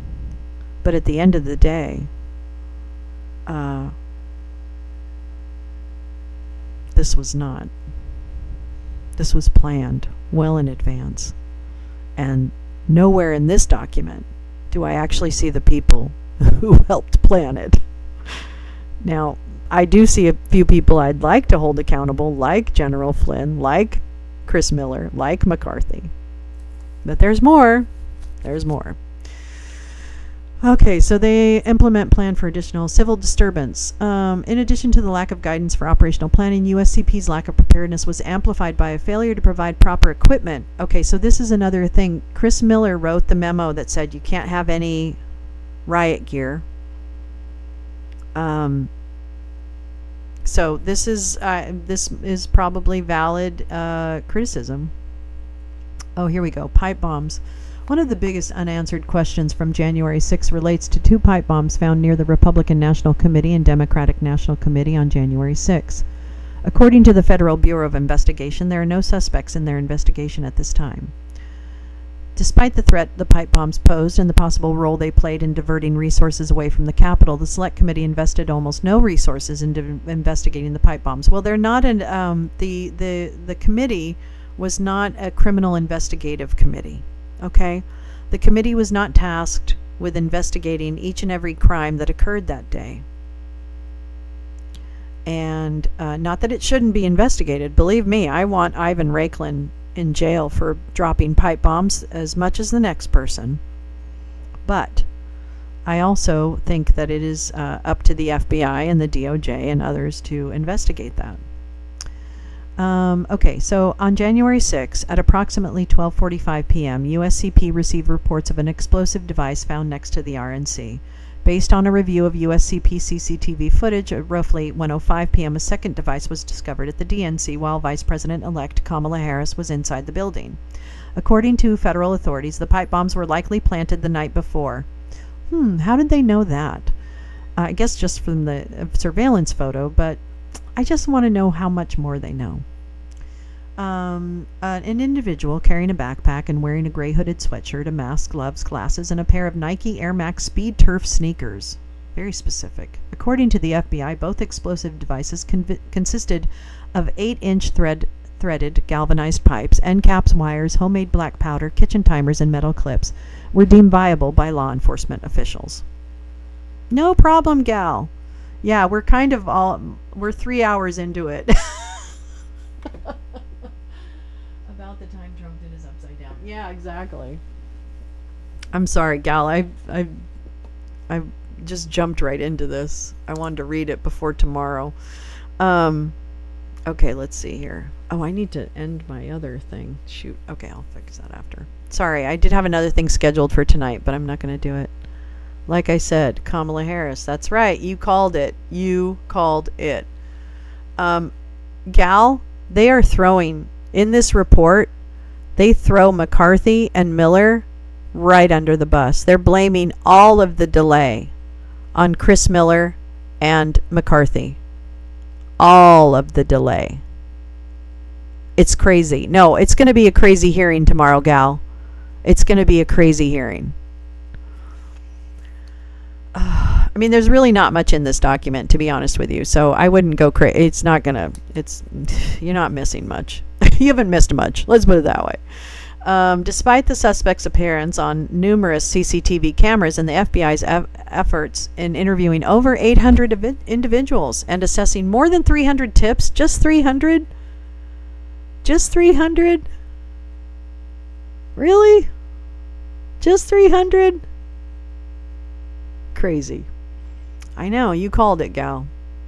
Jeez, I hate it when we're right. Furthermore, the FBI has failed to provide substantive updates on the investigation despite numerous requests from congressional committees. Blah, blah, blah. Well, we're all concerned. Based on a thorough review of the footage, USCP transcripts, and documents obtained as part of its investigation, the subcommittee has serious concerns. Okay, well, fire Chris Wray. I don't...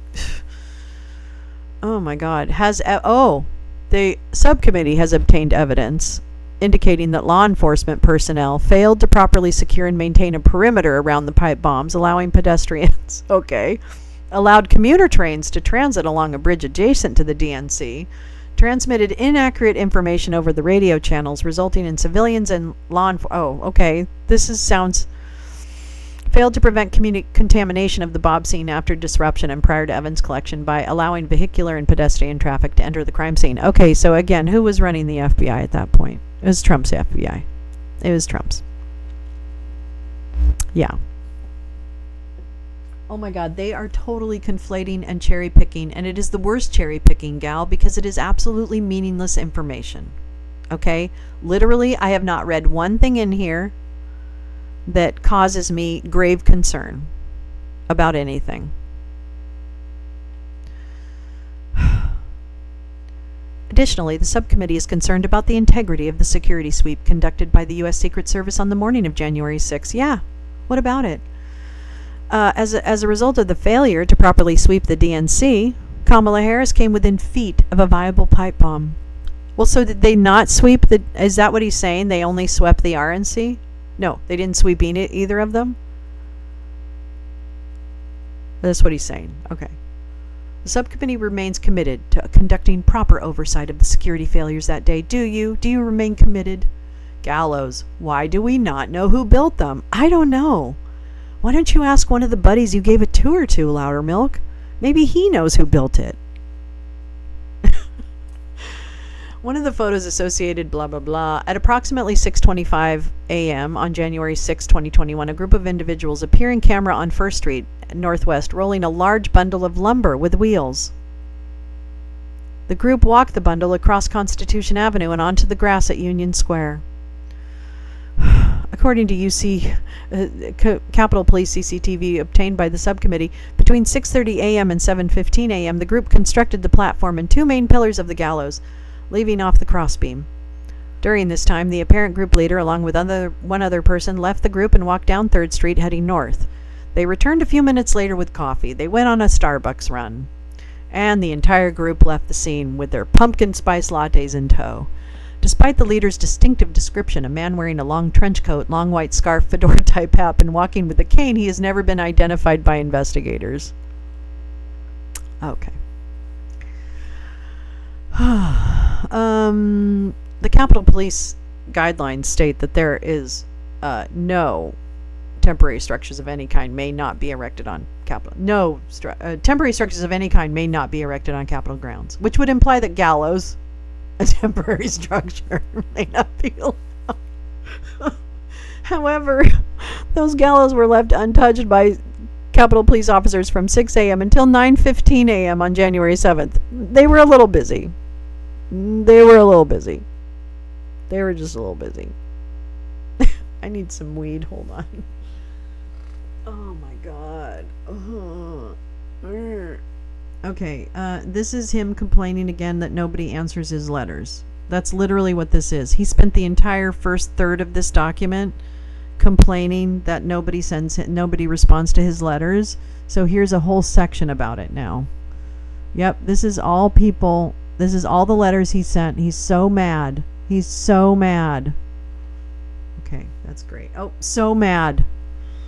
Look at, this is all the times I tried to reach out to everybody and nobody wants to talk to me. This is all the evidence that he was, bitch slapped by everybody. That's all this is.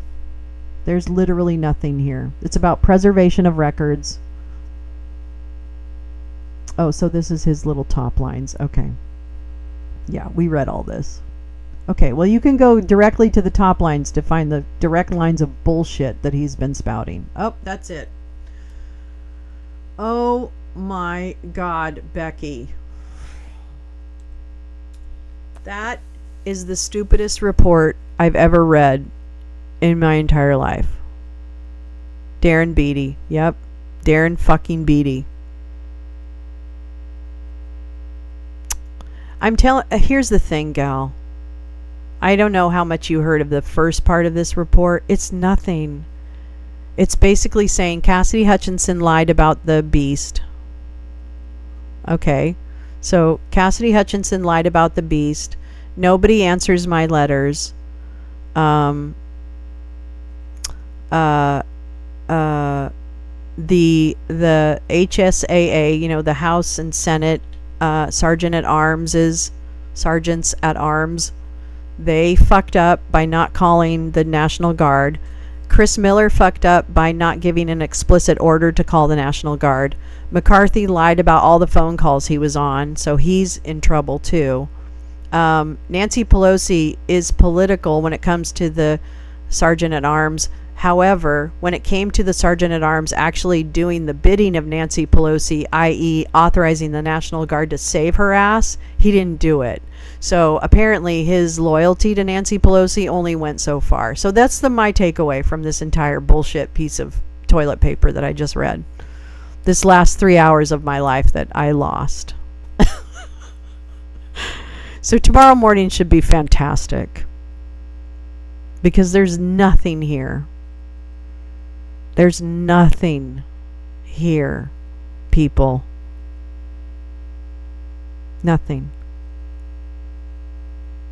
It's insanity. This is fucking insanity. Nothing stuck out because there's nothing there. What stuck out for me is that they're throwing Miller and McCarthy hard under the bus. Hard. They're blaming everything for January 6th pretty much on Miller and McCarthy. It's shocking. They even mention General Flynn. And even General Flynn, the one mention of General Flynn is that he says McCarthy was not on the conference call. This is crazy. This is crazy. Okay. I'm going to go ahead and end it here. Thank you so much for coming and listening. That was really not very easy to listen to, so I deeply appreciate it. Absolutely. Thank you. I really appreciate you guys being here. It makes it so much easier to read these when I have friends with me. So I really appreciate it. And sorry I didn't give people much of a heads up. I just wanted to get in there and start reading it. So I apologize for not giving a heads up. I'll try and do a better job of that next time. But thank you so much. And tomorrow morning, I'm going to be on at about 7 a.m. We're going to start off with a little her report. One of the committees is going over the report about Biden and his documents. But then we're immediately going to jump into Loudermilk because he's having a pipe bomb hearing in the morning at about 7:30 Pacific, 10:30 Eastern, all the times in between and outside of that. So please join me again tomorrow morning as we listen to that bullshit. Bring your coffee, bring your weed, bring your vodka. I don't care. Bring a water, bring a cup of tea, bring a cup. Well, it doesn't matter. Eat oatmeal. But yeah, that's totally like... Yeah. So thank you. Thank you everyone for coming. I really appreciate it. Really do. Thank you. Thank you. Thank you. Have a wonderful, what the fuck is it? Monday. Have a great Monday night. And I will see you tomorrow morning, bright and girly. Okay. Bye.